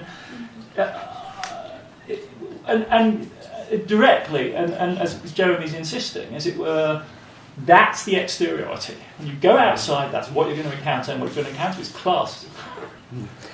So just a small point on that, and then Jesus. So. He continues to do that in 72, Théorie and Institution Politique, by the punitive society in 73, which we'll get to, but it's really interesting. There is this sense in which he is, and he explicitly says this, I'm trying to rethink civil war and get rid of la lutte des classes. Get rid of Hobbes, lutte des classes, and Clausewitz, and in his manuscripts, what's fascinating, and there's actually, this is noted in the 73 lectures, which will be out in English any day now. There are passages where in his manuscript it's written lutte des classes, and he strikes it out. That's fascinating. And so it's this, but of course at the same time he's using the term, and in the debate with the Maos and the debate with Chomsky, he's using the term, and he's using that, and he is. So there's a sense in which one feels as if that it's natural to use that term, etc., but that he's trying to find a way to resist it in the development of a theory of power, right? He's trying to find a way to resist it, enrich it, or something, or change it, or modify it, and he's literally scratching it out in the manuscript and trying to come up with another term to get at these struggles that he wants to say are not, monolithically dual, right? So this is a theme that, we're going to... Well, this is a theme that actually comes up in 76 again. Right. And you can really see it in the history of sexuality in the first volume. That's a class analysis. Absolutely. I've argued always that crucial. is a class analysis. And the cultivation of the bourgeois self ends up getting expanded out into the cultivation of the self, and it moves away from being that class analysis. But you can see it in that move that he makes from class to race. In the Fond de la Société, it's all right there. And so many people have argued, people have asked me, they said, well, how did you get from being a Marxist and to Foucault? I said, well, it's obvious. It's right there. No, but it's so strange, the resistance to that move, as if it wasn't there, as if it's the huge anti-class analysis that is Foucault, and I've never seen that. Well, you don't agree, I know. Well, I would say, I would just say that. Well, you could both be right. It's a the theory of power that he is trying to develop doesn't allow for crystallized, monolithic entities. That's the problem. I take it. It's not so much that. But it doesn't mean that there. Yes, it's a struggle. It's a real struggle. And he's still right. But I see Etienne. But Jesus, I don't want to first. change the rhythm. Etienne. Well, it's just a quick remark and perhaps stepping stone for something to come later when we get to other series of lectures. But I leave aside, I mean, what you just said, I completely agree, of course, that Foucault very early and very consistently wants to get rid of the class struggle model, particularly its dualistic structure, leaving completely aside the question whether Marx himself, that Foucault knew relatively well, certain parts of it, in any case, is not always to be enclosed in that kind of frozen blah blah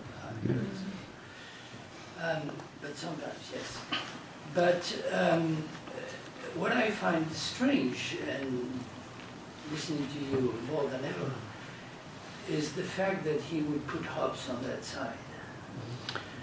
Because, I mean, if somebody is interested in civil war and not a class struggle, that's Hobbes. Yeah.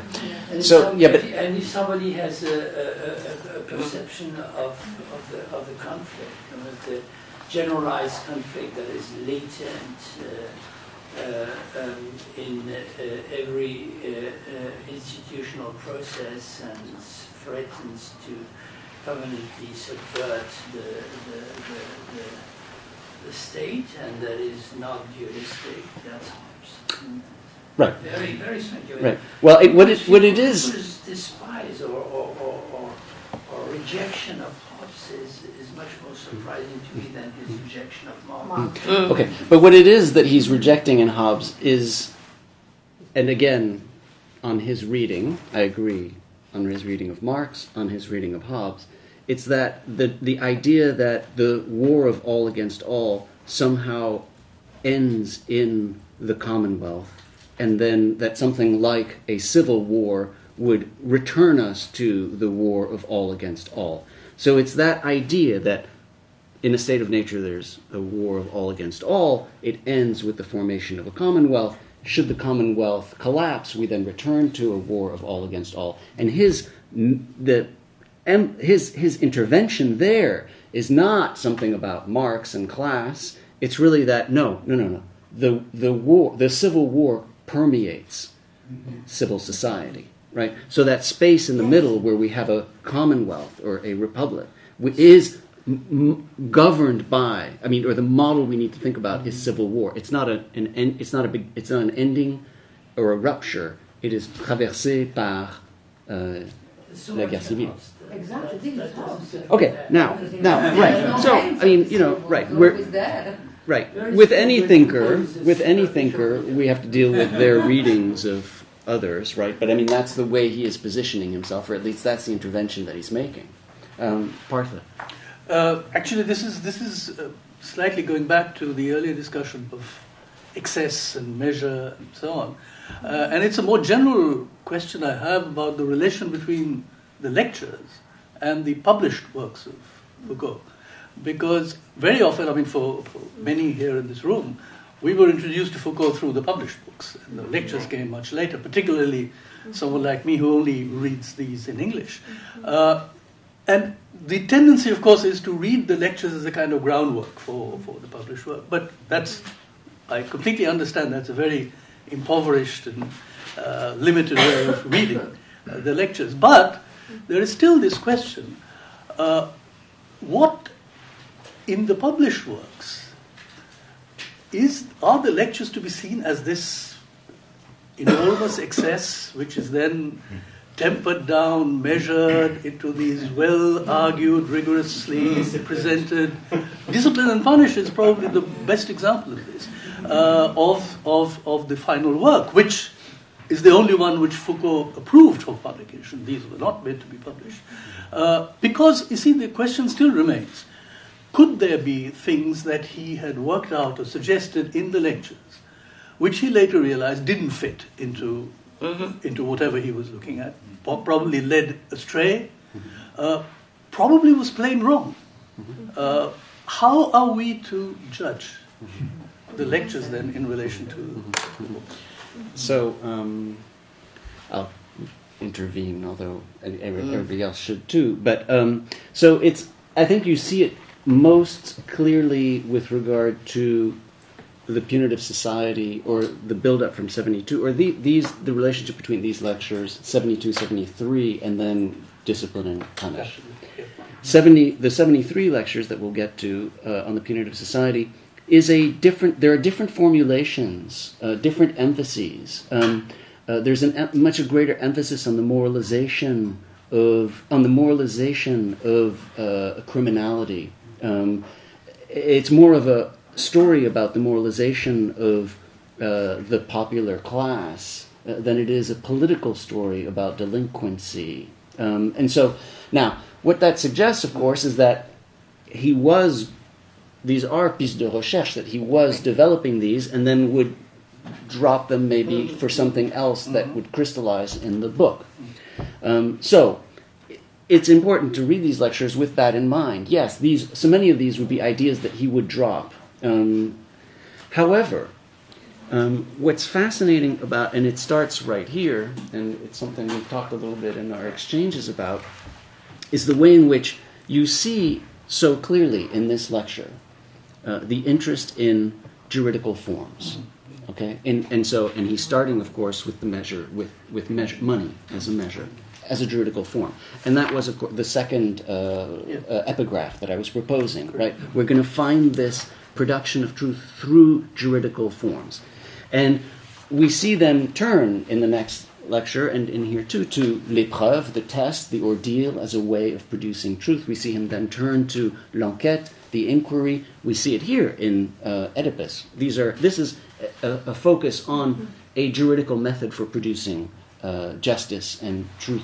Right now, what that does. Now, those we don't have in the written books. We had before in the Rio lectures, right? La vérité et les formes juridiques, which is a stark enunciation of all this.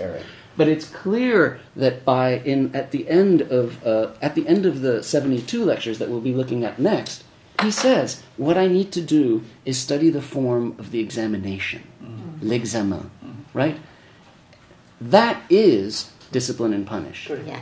Okay? Now, it's not the juridical form in the sense of legal processes, and you're right, in our exchanges, clearly he avoids legal processes mostly in Discipline and Punish. Mm-hmm. I mean, it's there in the sense that, Maître is a juvenile detention facility with adjudicated children, right? So, it's there, but what Discipline and Punish becomes more than what would have ever thought reading these lectures is a case study of a form of the juridical production of truth surrounding l'examen. Yeah. Right? And that's what discipline Not only becomes, that, he goes further to say that juridical truth in fact mirrors scientific truth generally. Right. Yes. Right. Yes. And the production through the inquiry, etc., of the social sciences and the modern sciences, right? But I think that as a result of reading these lectures and being able to read these lectures, one can kind of place Discipline and Punish in a slightly different position than one had it before, as being something about truth and juridical form. Right? And the juridical form there being all of the different mechanisms of examination that were in the 19th century, that were born during these periods, and that we see in the army regulation, in the ordinances for the military parade, etc. Right? Forms of examination. Kendall? A very small question, and more in the nature of a placeholder, which has to do precisely with this question of juridical forms. And I'm going to betray one of the rules of seminar etiquette and say, how can one not look ahead, particularly in light of this question about what the relationship is between the lecture material and the published work?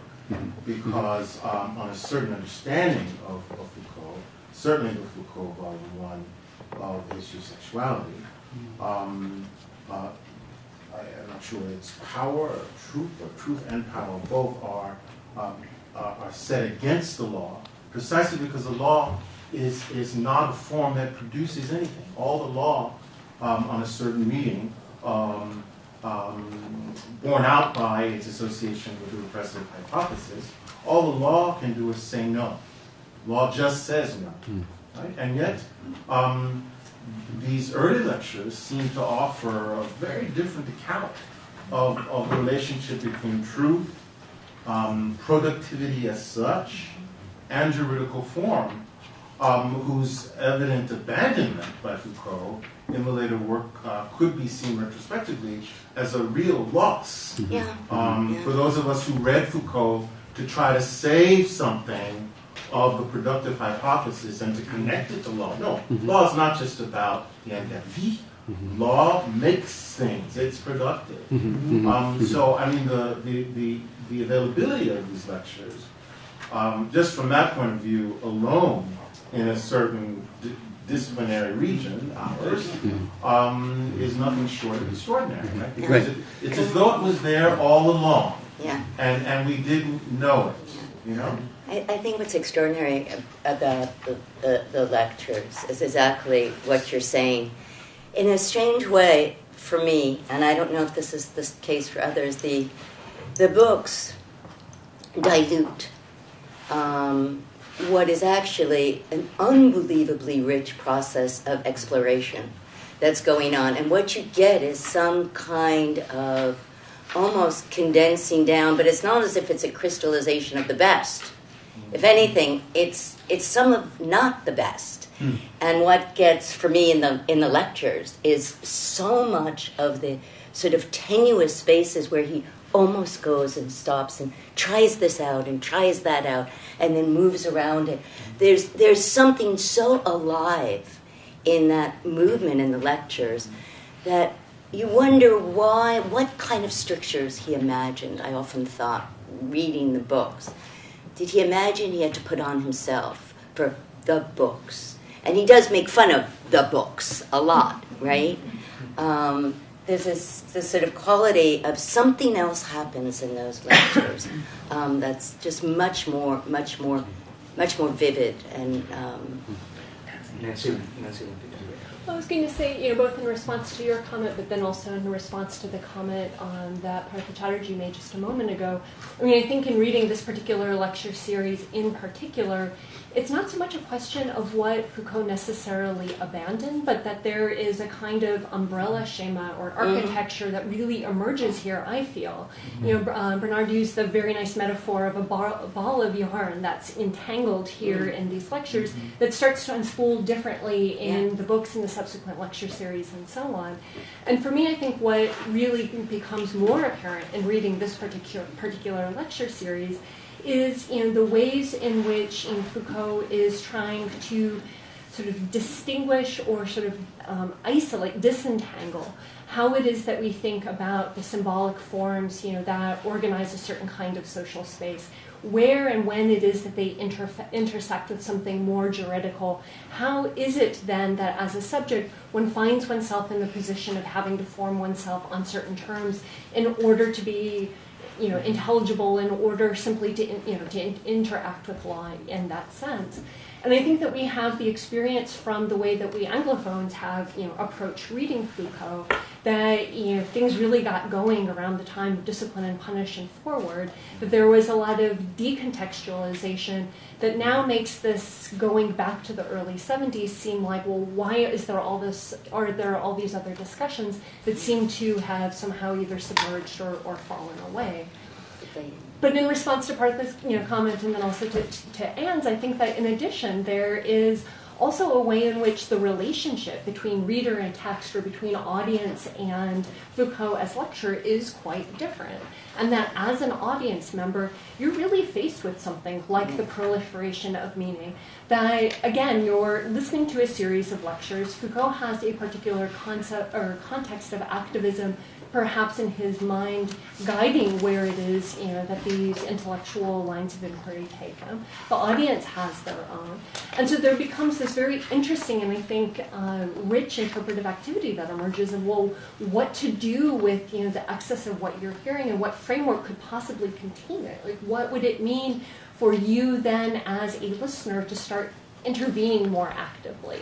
Going back to Jeremy's question, what would it mean as somebody who's a reader of a text, not simply to submit and accede to the boundaries of the text itself, but to start pushing, towards the text as a reader, to start, Gérard Chenet has this beautiful phrase, to start rewriting as you read, to find a way to really claim the authority of the text as your own and to use it to author and to authorize something that really pushes beyond its boundaries. Can I just add one thing and then Reinhold? On this question, and that's really why I was proposing the second epigraph, is that, and it gets developed in 72, is that I think that what this is showing is that also when we think about law, we have to draw all of these distinctions between the written law, the unwritten law, justice, the juridical form, and the litigious struggle. And I think that too much of it got boiled down into the notion of law that gets used in 76. But in these lectures, and particularly in 1972, there is an important distinction between those different things, between a notion of justice, a notion of just outcome, just norm, between legal forms, or what he calls juridical forms, and it's the interplay between those. And in the analysis here of nomos, the interplay between the written law and the unwritten law. And I think that we can do a lot of work trying to unpack that. François Ewald and I, in the Situation for 72, tried to start to unpack those different terms because I think that it would be extremely beneficial to do that. I think a lot of that gets wiped out in the production of the books, but it could be really useful in our projects. Rose wanted to say something. But I think Reinhold is... Mine is oblique, so are you connected? If you're connected, you should go. I mean, apropos of this conversation, it's incredibly difficult to resist the allure of the authorial subject, and we're all reading these lectures in the anticipation of books that bear the signature, at least the name of Foucault. But if one is simply reading these texts in their, incredibly productive, dispersed, or whatever fashion, there are passages that speak to the questions that are being put on the floor. And indeed, there's a section in lecture 10. The lecture of 3rd March, which struck me as quite fantastic and would be worthy maybe of our attention for a moment or two, because this is precisely where... So what page are you on? I'm on page 155 in the English. 155? In the English. Yeah, I was there too. And this is precisely where Foucault is separating out law and legislation, nomos and ironia. But what's interesting is that he makes the move to a discussion of economics and politics and power after having come to the point of arguing that there's been a transformation such that law no longer guarantees or no longer produces truth as its effect, but rather truth becomes the condition of good laws. There's always the refusal of the obstetric narrative, but the performance of it, and therefore of the binary as well. And we have this fantastic passage. The semantic field cuts itself off as institution, as social break. Philosophy, science, the discourse of truth are independent of power, founders of power, critics of power, but it was in fact organized on the basis of power. And we move then to this quite wonderful discussion of the problem of economy and the substitution, or the series of substitutions by which the presumptive isomorphism between wealth and power gets displaced, and a gap introduced between them, such that, I'm not going to read the whole thing, I promise. No, please do. I mean, we want to focus on the text. We get to this description of why power cannot be the scene of any will after the formation of the polis. Power is no longer what is held exclusively by a few, that to which others are unilaterally subject, what is exercised from time to time and instantaneously in actions, words, commands, or ritualized levies. Power is what is exercised permanently through all citizens. The totality of a social body begins to appear as the site where power is applied to itself. But that's where money arrives, and that's to me very interesting.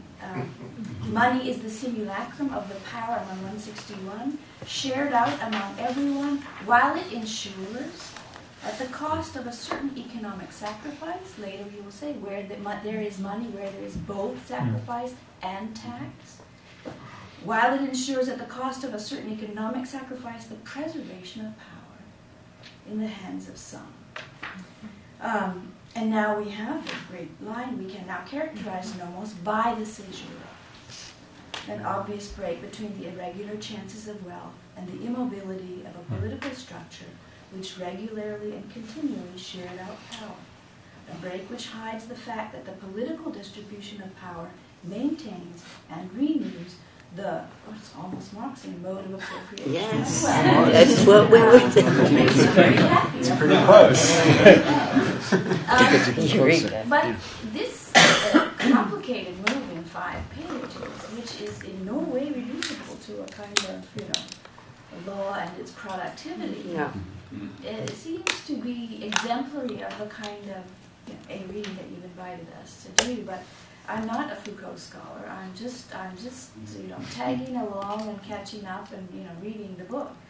So you people who know more, this is this a viable description of that historical moment? Is it a useful description even if it's wrong as a description of the historical moment? What does one do with this understanding of the simulacrum of power, and not merely the base of power or the isomorphic double of it? I'll just speak as the Hellenophile, perhaps, among us. It's the Hellenophile. Okay, Hellenophile. It's highly dubious as a description of the process. Might it be useful or true? That is another question.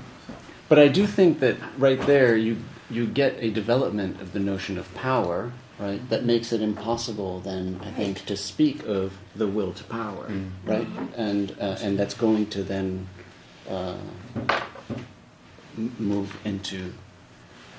Well, speaking of the will to power then, and Hellenophilia, my questions, comments, also orbit around the problem of how to read a lecture, a series of lectures. He does tell us, I think it's in the 3rd year, that it begins, what is a lecture? It's a report. It's like a progress report and so on and so forth. So, maybe some of the complexity that Roz is leading to is already somewhat strategic vis-a-vis the lecture mode. But anyway, I read this, I can't help but read this and imagine Nietzsche sitting here, or sitting next to me, it'd be nice. What would Nietzsche, in the audience, right? And what Nietzsche would be laughing, I think. I don't know if you would agree, but because, and I must say, I frequently find myself laughing reading Foucault's lectures. And not because he's telling jokes or anything, but because despite the tragic foundation of truth as this complex, untrue truth that Oedipus and his knowledge are, that they're the kind of like the Nietzschean laughter that I would associate at least with, for example, Aristophanes' sort of mockery of Socratic pedagogy, which coheres with Foucault's relationship with the various pedagogical, the examination, for example, later on, that he's making fun of the examination even as he's taking it, in deadly seriousness. And so it seems to me, I'm wondering, because the tone it leans generally in this sequence towards the tragic, and the recurrence of Oedipus, obviously secures that. But it seems to me that there's something in that, at least in the Nietzschean, especially in the bits on Nietzsche, that may admit something of the comic as not just a performative mode, but as an epistemological one in relation to, and in that sense is, last point, I think somewhat, I mean, yes, I mean, we can read this forward into something like a sociological term, but it seems to me that it's utterly coherent with the archaeology of knowledge, and but it makes it funny. It makes it, in a critical sense, in a Nietzschean sense, that and specifically science, actually, I would say. And so when you couple that with somebody mentioned Oppenheimer, I think the specific intellectual that the role of the intellectual in this performative mode, and in relation to specifically tragedy, classical tragedy, seems to me to be in play in some degree here, and something that is much more than a merely aesthetic dimension of the lecture. Well, I would just say that, right, that the lecture on Nietzsche, the first quote from Nietzsche, right? Yeah. I mean, in some lost corner of this universe whose blaze pours forth innumerable solar systems, there once was a star on which some intelligent animal invented knowledge. Right? Yeah. Okay. So we start there, right? And we are basking in that, I think. Inevitably, if we're engaging. Well, the next sentence is good. Right, yes, the next sentence. That was the moment of the greatest lie and supreme arrogance of universal history, right? To which I wrote just brilliant. But it does have that element. But I do hope that we can come back to those passages on page 161 and 155. In part because I think that they do precisely this work of trying to distinguish written and unwritten law and the relationship to money, right? I mean, the next passage on that page, behind money, we do not find the abstract and semiological form of the sign, but the luster of a simulacrum which plays between power and wealth. Behind law, and actually, what did he say? Actually, what word was he using for law there? It would be important to know. I'll find it in a second. Because that would matter, actually. We do not find the gravity of writing, but the caesura which hides the dependence of the political in relation to the economic, right? So that's precisely the kind of work that I think we can do with this. Yes, go ahead, Adam. There is a puzzle here, though, isn't it? Because if you read the passage on 160, so power is no longer what is held exclusively by a few, that to which others are unilaterally subject, and then crucially what is exercised from time to time and instantaneously in actions, words, commands, or ritualized levies. Power is what is exercised permanently through all the citizens. This reads like the account of the shift in discipline and punish from the spectacular exercise of power to the organised power of the 19th century, and yet it's chronologically displaced by thousands and 500 years. So we're left with, it's very disconcerting as to if this is a... Greece almost seems like ancient Greece is just a stage. I mean, what's being enacted is really, as you say, it really looks like a completely modern problematic. Yeah. Which has been put or could one suggest that this is an account?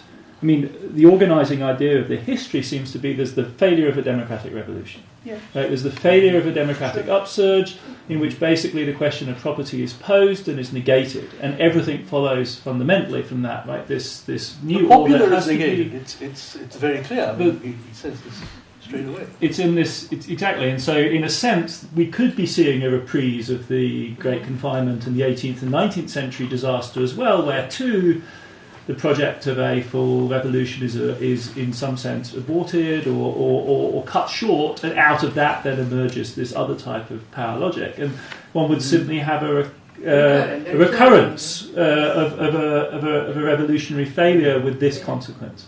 And so we wouldn't have to postulate an eternity or a continuum. It would just be a characteristic of a particular type of conjuncture. Nadia, you want to jump in? Actually, can I just read out the passage? It's 193. This fictitious place was marked out by projection from a class struggle, a shift of power, an interplay of alliances, which halted the great popular demand for a full and egalitarian distribution of the land. This fictitious place, I mean, it thinks of post-colonial India, frankly. This fictitious place excludes recognition of both the political and factual character of the processes that enabled it to be defined. This place can only fail to understand its having been produced historically. I mean, that is a general description of a particular post-revolutionary conjuncture. It's a Thermidor type moment.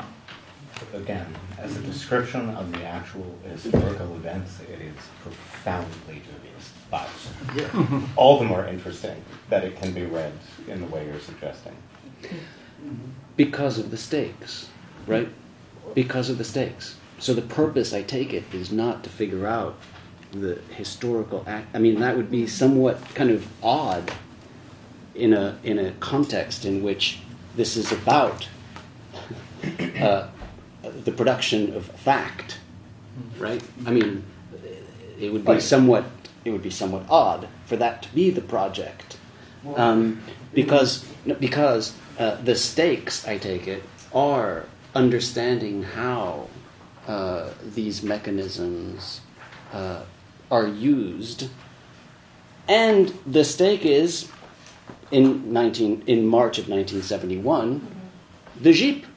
Right? Yeah. The Jeep is like active. It was just announced on February 8th. I mean, he is in the middle of it, right? So, I mean, he is engaged in, it was February 8th, 71. Would have been just a month earlier, would have been the founding of it, and the kind of, it's at its point. I take it that there are stakes here that have something to do very different with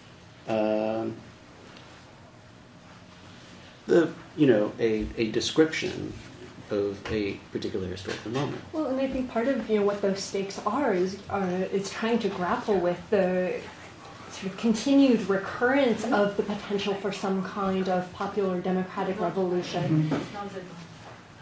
And then, the fact that consistently the sort of upsurge, the force behind that swells, is diverted, is covered over, and is forgotten. And in hearing you talk about the Jeep, I'm reminded of some of the recent articles by the French historian Philippe Artière, who has been recently publishing on carceral practices in contemporary France, and raising the question of what is it that we've forgotten since Foucault first brought these questions before us? Why is it that we're constantly rehearsing the same kinds of questions about the pressures of some kind of popular power that is both exercised on the body politic, but potentially has the ability to be picked up by it?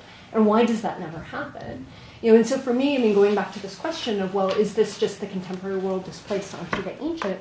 I think part of what happens is that it shows us the difference, really, between the world that you get on page 75 in that wonderful passage that Jesus read just a moment ago, where Foucault is talking about the Homeric world, and is trying to think about, well, what would it be like to be subject to live within a truth system that is not rooted in evidence and observation in quite the same way, where truth has a very different set of qualities, where it's expressive. It is something that is not the force of constraint like a yoke, but instead it's the sight of the thunderbolt. And you see across a range of passages, page 75, 85, 192, 256, I kind of got obsessed by this, that Foucault is constantly juxtaposing the event of the thunderbolt and what it means to try and grapple with the politics of those struggles against the yoke of constraint. The thunderbolt imagery he takes from Nietzsche very explicitly. It's the lightning flash between doer and deed. And then the yoke is the term that he consistently uses when talking about Kant and what is enlightenment and what it means to throw off the yoke of immaturity. And so you get the sense that there are really two very different forms not just of sort of truth production at play here, but two very different ways of experiencing political struggle, that he's trying to somehow revivify something that we consistently want to deny, forget, even as it's consistently playing itself out around us. Or a state where there's a thunderbolt, or a situation where the state gets to write the judicial opinion, right? I mean, yeah. Just to follow on that, because this is very interesting. I'm not a Foucault scholar, so perhaps I say nothing interesting to you. But again, it seems to me that when I read the lectures, and also other stuff by reading the lectures on paresia and all these failure of paresia in the democratic polis, when the polis became democratic, paresia collapsed in some sense, which is again the same trope that he analyzed in the 70s concerning the present time of his time or our time. So it seems to me that it is, then I was thinking about the debate he had with Quentin Skinner concerning context. No, there is no context at all, because it is one experience of power and power relations, no matter whether it is in 4th century BC or after. The scheme repeats itself. It's always the same. And so you can go analyzing this specific event as an exemplary of the same process that you can find elsewhere when you have to do with democracy in this case. Otherwise you change the system. But I find this very impressive, the way in which I read, because it's the Athenians are like me and you, like us, the same topics, the same issues all over again without any kind of contextual. But I mean, the thing is to figure out all the different ways. Exactly. All the different ways. They are different. They're not the same. It's not that it's repetition. That's the most interesting part of it. It's dramatically different. So Antilochus and Menelaus, I take it, is the resolution of a conflict, right, in which there has been this excess. The excess was his youth. Antilochus's youth was the excess, and the resolution could have been through a process of elders, which was what Menelaus had originally thought of doing, but instead he turns to this oath-taking and puts Antilochus to the test and says, swear that you're stronger than me. Right? Now that is an entirely different process. And now Antilochus doesn't. And what does he say? He says, my youth fooled me, right? And so I will not swear to Zeus that I'm stronger than you. And in the process, he is reimposing the social order, which is that Menelaus is elder, and that you have to respect your elders, right? Now that's a completely different process than what happens in Oedipus, at least on this reading, which is the reading that it's an inquiry, where actually there was an oath. There was an opportunity for an oath. It was Creon, right? Who this is just in the text, right? That Creon who said, would you? What did Creon say? He was willing to take the oath. He's willing to take the oath, right? But in any event, that's not what resolves it. What resolves it are the slaves under torture, who are tortured, right, to tell the truth, quote unquote. And it's those facts that that resolve the case, right? And that's very different than the modes of judicial inquiry that take place in subsequent periods, etc., and ours today. I think it's really important if I just put a footnote. Yes. Just a footnote. I was thinking about these kind of pre-democratic. I was thinking about the analysis of democracy. It makes it so interesting. But I think I think that it may be misguided to think of these as parables of the present, but rather really as the term he used, that they are histories of the present that have all of these genealogical possibilities, suspended possibilities, arrested histories that didn't actually occur. I mean, what he opens up with genealogy is something absolutely extraordinary and radical. It's not that these are all just let us use this as a parable in that way. It's the detail, the détail. It's that Bachelard notion of the epistemology of the detail that really, really, you want to hold those details. so close, because that's where the things clive, that's where things really come apart. That's when you figure out why it's that point at that time in that particular way. And that opens conceptually to where you want to go. As soon as you move away from those details, it becomes banal, I think. It's basically banal. Could it be then that he is actually, he doesn't intend this to be a social history of ancient Greece? No. Right? That he doesn't intend this to be that at all. Oh, which is why he would never. Yeah. Is that why he doesn't put it in the published form? That this is in fact the way. These are experiments. These are experiments in thinking. They're how to penser autrement. That's all. Right, that's Foucault's entire project is penser autrement. That's the only thing that he's trying to get, is how many different ways may I come to the possibility of finding a way to think differently from this place where I am now.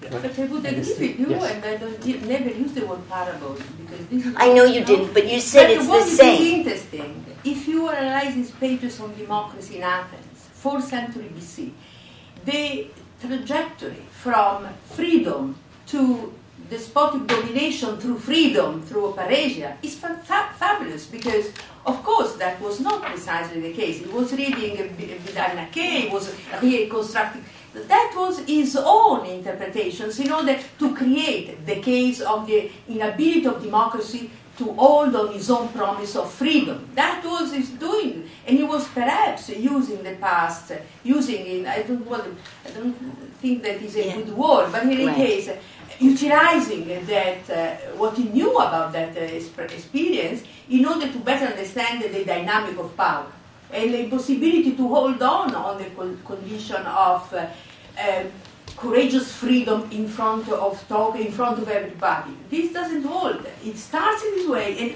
ends up in the opposite. I found it extremely interesting that, and I was not thinking about pre-modernity that you were mentioning, of course, the oath and whatever. I was thinking about those few pages on paresia and also in other books on paresia and the failure of it in democracy. Just one thing, very short thing, because I think it's interesting also to connect to Jeremy's question about the explosion of language and so on and so forth. It's that perhaps he was not completely interested or so much interested in history per se or in a certain narrative. He was more interested in something that interconnects the production of a language, not with its deconstruction, evidently not with its philological dynamics, but with its institutional direction. And he is not perhaps reading history, he is perhaps not reading the past because the past is totally amorphous. He is reading the Dumézil, he is reading Benveniste, he is reading the vocabulary of the institutions and trying to come up with something that in fact derives from this institutional interpretation. That's why it is so interesting how he goes from language institution to juridical forms, to a theory of power, and so on. So perhaps it would be nice. He quotes Dumézil, he never quotes Benveniste, never, ever. But it's the second volume, Politics and Religion, is there like tattooed in those. Or in the context of the other earlier part, Germain, right, he's using the text in order to draw out what is this oath, right? What quality does it have? Is it the assertorique or etc.? I mean, all of this is kind of built on that foundation, but it is an attempt to then extract some model of the way in which. Through oath taking, right, we are faced with the violence of truth, or something like that, right? Now, the LST room has been waiting, and we have a question from the LST room, which relates specifically to the lesson of the 17th of March, 1971, and the discussion of the figure of the sage and his position, or her position. So the question... Yeah, I'm going to go ahead and read it. Foucault often appears to speak transversely to discuss his contemporary situation indirectly in his historical inquiries. Thus, his depiction of the sage seems as if it would have been suggestive to contemporaries in rebellion or revolt against a figure of political power specific to the 20th century. The functionary, the judge, technocrat, or if you like, epistemocrat in either their democratic or authoritarian Leninist form. There seems to be some form of overlap between his critical unveiling of the sage as a fictive figure whose presumed impartiality is a mask for the conversation of economic and political figures and his own political practices and his own political practices again, sorry.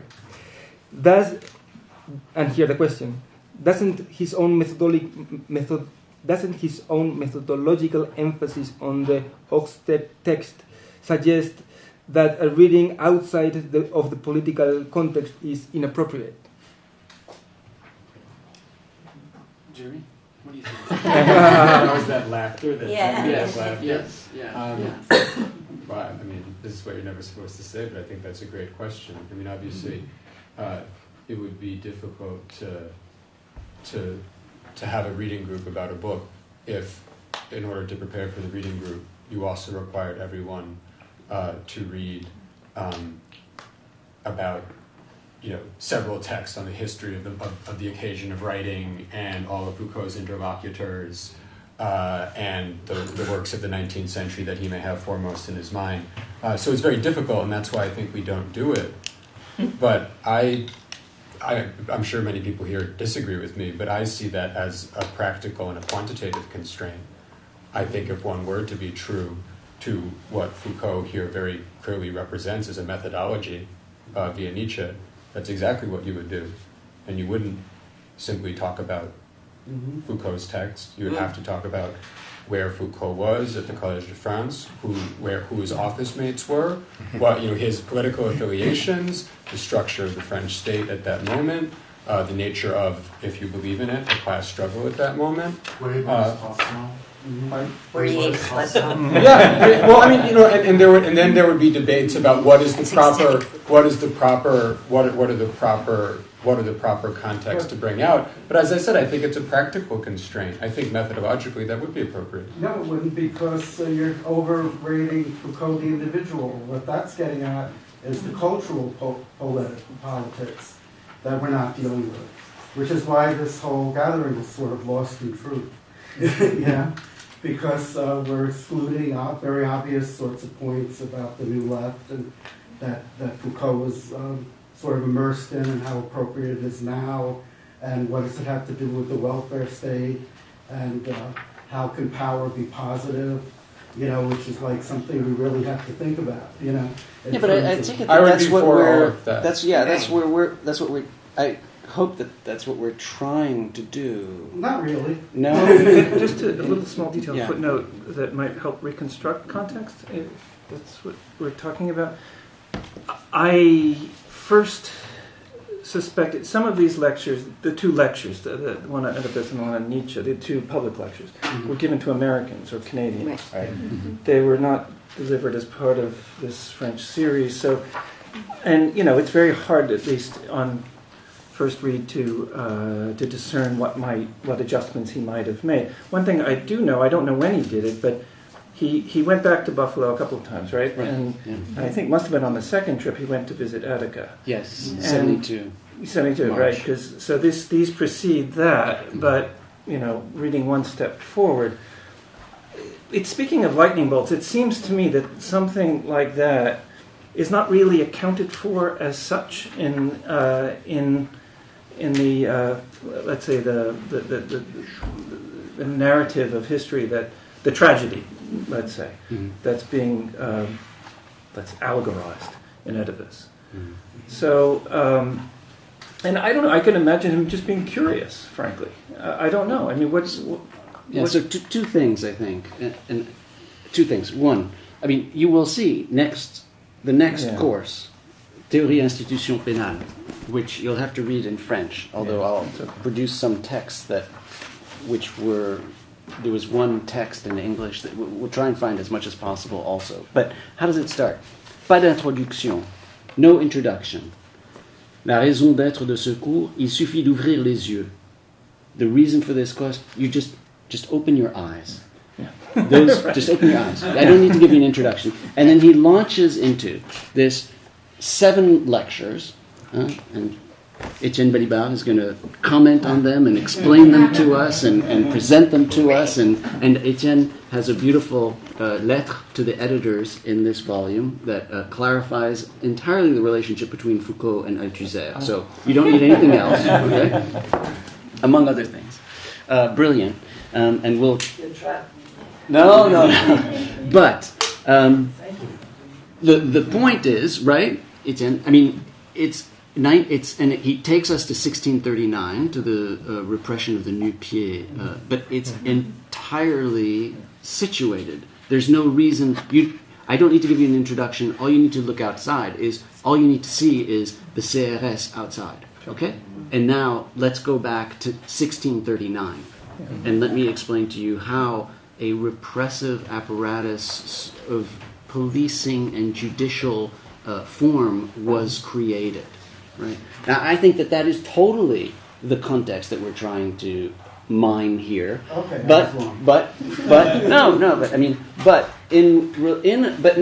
But also measured, right? So we have to deal with our own excesses and our own measure, in the sense that at the same time, the Oedipus does have these strands and places that it comes from that are of utter curiosity and theoretical invention that stand alone in a way that can be tied to an analysis of the way in which we impose social orders. Right? We get the wildness of language into the truth that we kind of need in an industrial society. Right. So that fits on a trajectory that can be pushed in a direction for us to use or to help us think our own present. Go ahead. I would like to just... Sorry. You began with a discussion of Foucault's disavowal of context as an adequate explanatory framework. Right. So if one calls for a contextual reading of Foucault, it has to be in some conscious, abrasive relationship to the demand that is made by Foucault as the basis of his analytic. And so this wonderful question that came from wherever that other room is. From the other room. It's at the law school. I don't know, I thought you were just pointing up there, but I think there's a camera. Yes, it's the waves. Yeah, which begs this question. It's interesting because it's posed in relationship, and the person asked us to consider the March 17th lecture about the sage. But there is no discussion of the sage in this book. There is a discussion of the figure of the sage, and of the figure of the popular, and of the figure of the tyrant, and the tyrant being this, as you nicely said, articulated between two moments, a kind of something in lieu of a dialectical assimilation, I suppose, or maybe not, I don't know. But it strikes me as crucial, if we're coming back to this question of are we talking about a historically referential text, or is this repetition, or merely a structure that recurs in some very abstract way, which is nonetheless, by definition, going to be phenomenally specific in its particular historical manifestation. It seems to me that the language of this is another one. That the language of the figure, and then an attention to Foucault's effort to mark his discourse as being figurative. Therefore, that is to say, not any kind of transparent historical referential text. It's quite important to how one understands that is this a truth, in an old-fashioned way, is this a truth claim about a particular moment? Is it demanding a contextual reading? Is that possible or not? It seems to me that when one gets to the later argument about the post-Nietzschean argument about the event of discourse, which is really challenging. When Foucault defines what he means by exteriority, it's not clear to me that that is an exclusion of the text. It is a description of a reading practice that cannot satisfy itself within the confines of the text. And this is where you asked us to think about the intervention into the resistance to or the critique of the context rather than the context as the space of the reading. But I mean, I'm not sure that I grasp fully what's at stake in that invocation of an exteriority, which is not also the text or the text or the multiplicity of text that form some kind of Derrida was working on that at about the same time in terms of the tane of the mirror, that the interiority, the exteriority of the text needs the backing of the mirror to delimit it. You know, that you can't have exteriority without the delimitation. You need some limits for some sort of infinite set of truth. Yes, Alex. Yeah, I think what you just said speaks really well to my misreadings of this text. We have shared misreadings. Of course, I am utterly at a loss with this notion that somehow he escapes philology here or escapes textuality at all levels. Going back to this concept of the morphology of the will to know, which is such a weird idea to wrap your head around. What is the form of a will? The middle seems to be shapeless. The morphology is more like the linguistic concept of the changing of the forms at the end of a will, so to speak. Exactly, and this is exactly where it ties back for me to philology itself, or a philological project of sorts. Perhaps not the one in which one traces the origins of a word through texts, but in one perhaps in which we traces the origin of forms throughout history, and there's some kind of veracity has to apply there, some kind of veracity. I don't even know if that's a word in English. It is in my head. So, for example, when he talks about the opérateur philosophique, and he talks about the slight differences in the opérateur philosophique that Spinoza deploys and that Descartes deploys, there are differences, philological differences, in the ways that these things move throughout history, even if at the core they remain the same or try to hold on to a sort of inside of philosophy. They are these slight details, right, that gives you that philological taste of something that's being traced historically. That you want him to have some kind of relationship of truth to that, or I do, at least, and hence some of the misreading. Our misreading, No, I have too many things I want to say. Well, why don't you say a few of them, and then we'll reserve the last 5 minutes for our guests to maybe cap the end of the seminar. I think the word for me that's been really, really important in thinking Foucault is the word recursive. The way in which he works recursively on that which he's worked on in these partial ways. He doesn't repeat it. He doesn't rehearse it.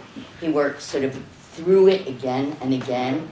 And I think of that, that's how he sort of, I see him thinking of governance itself. That it doesn't mimic what was there before. It's not the same exact form, but there's this quality of recursion that's going on again and again. But I also just wanted to say on the text, he's constantly working with text. It's that tension between the text and the non-text. It's not that it's outside the text that everything derives from. I think that would be a kind of flat notion of how creatively and brilliantly he read. He read all the time. He sat in the Bibliothèque Nationale all the time and read. So you can't say that he wasn't inside the text. He was 12 or 15 hours a day inside the text. It's not either or. What? It's not either or. No, it's not either or. So I don't know. I just don't. Jesus. No, I just wanted to say that there are 500 people looking at this session. Just to make us comfortable. On that note, then we have 5 minutes to, I think, and I wanted to leave the last 5 minutes to our two guests who came from afar to share this reading with us. and who might have some thoughts to kind of cap our first seminar on the first of 13 lectures. Nancy? I think that I would say I think we've opened up more questions than perhaps we've answered, and which is fabulous. And I wanted to put the last comments that Anne just made in conversation with the ones that Rose, I think your name is Rosalind, excuse me, that Rosalind made, which is to think about what would it mean to take this preoccupation with recursivity and bring it back to the figure. Because in part what that gives us then is it gives us a way of thinking about what are those figures that have a certain degree of personalism about them that end up serving as intermediaries between some of the broader forms that we've been talking about today and then the more granular, more historical practices.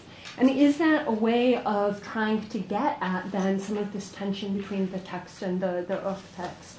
And so if you're to think about Foucault's position, he's clearly not claiming the position here of sage. If you look at the way that he defines the figure of the sage, I think he would reject applying it to himself on all counts. But he is in many ways prompting us to think about what is the position of these relationships, of these figures. How is it that they connect us differently across history, given its multiple different phenomenal forms? And how is it that out of those particular figures we get what he'll call elsewhere something like historical fiction? If you turn still in this lecture of March 17 to pages 192 to 193, I mean, in many ways he pulls together in one of the codas to this lecture where we've just been circling by saying that, look, part of what happens with Oedipus is you do get the displacement of that lightning bolt outside the form of tragedy. That there is a way in which we continue to be subject to an Oedipal determination, but at the level of our true discourse. He moves on to think about, well, how exactly is that organized in reference to what figures and forms, and then concludes by reflecting on, well, that fictitious place. Fiction, that is to say, the invented site which will hold a discourse of truth, which will gradually be specified in philosophical, scientific, and political discourse. And so it might be that part of what we're being prompted to be responsive to, what we're struggling with, really, is exactly the tension between what it means to write something that is historical on the one hand, but fictitious or fiction on the other. What would it mean to claim responsibility to exemplify a particular kind of figure that stands for its inventions and that could inhabit them in some different way? Marvelous. Thank you. Jim, do you want to say very much. I think of anthropology as a fundamentally vulgar discipline, so all of this close reading business is beyond me. One little remark I'd like to make is that the term figure in French is as ambiguous and wide-ranging as it is in English, and that there is a specific reference to it in the text, which is Solon. It could have been many, many other sages known to be such, but it is Solon, which I think is quite pointed, because he's the great political reformer among all the sages who were otherwise discoverers and inventors. So that it should be the figure of Solon that receives this critical attention is, I think, quite important. I would like to return to your remark, Jeremy, in response to the question from the LSD room. The ether, right. To say that I very much agree. This was an attempt to exercise, explore the utility of a Nietzschean model, as he constructed it, of an approach to the history of truth. And it's perfectly consistent with that model that one would have to look outside to the political in answering the question that was, or treating the issue that was posed. I'm simply going to juxtapose that with the figure of the sage as it appears in the lectures on Parisian, the last year of lectures, which is there the figure of someone who, once again, stands radically outside the polis, and is marked by his refusal to speak, by his having to be begged to speak, and whose speech is about the cosmos as such. I think we've definitely moved beyond a Nietzschean approach in these last lectures.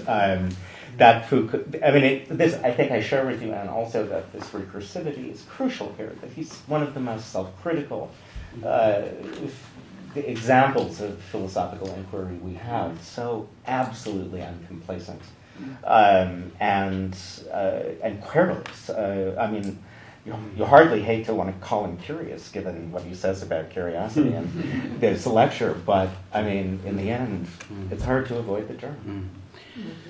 And so let me then just finalize this, cap this with one thing that Daniel Defer always tells me, that when Foucault would leave for the BNF, and he would go to the BNF every day, and he would spend all day there reading texts, he would say, "Je vais aller voir s'ils ont dit ce qu'ils auraient dû dire." I'll double check if all of the tenses are right there with Daniel. But basically, I'm going to go see whether they said what they should have said.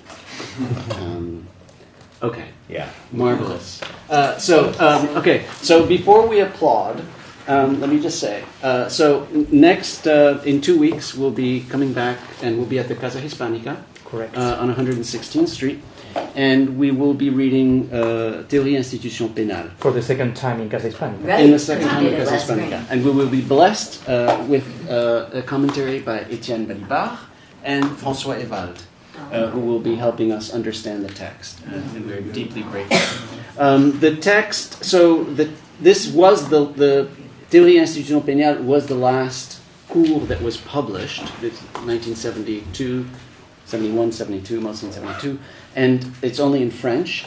The first 7 lectures are about the repression of the nu-pieds. He gave a presentation in Minnesota at the time in 71, and we have a 2-page summary of that, which in English, should do it. Courtesy of the good librarians of yes. the University of Minnesota. And so, in any event, we're going to be posting things on the blog that will help help deal with the fact that this text has not yet been translated, and there is no early translation because Subjectivity and Truth is coming out next. So Graham Birchall hasn't turned to this yet, I don't think. And in any event, it doesn't exist. But we will provide other material. And of course, one of the best materials for the second half of Théorie des Institutions Pénales is the Rio lectures, which are in the Power Essentials volume, Truth and Juridical Forms. So those are some readings. And we really want to thank Jim and Nancy for coming to the seminar.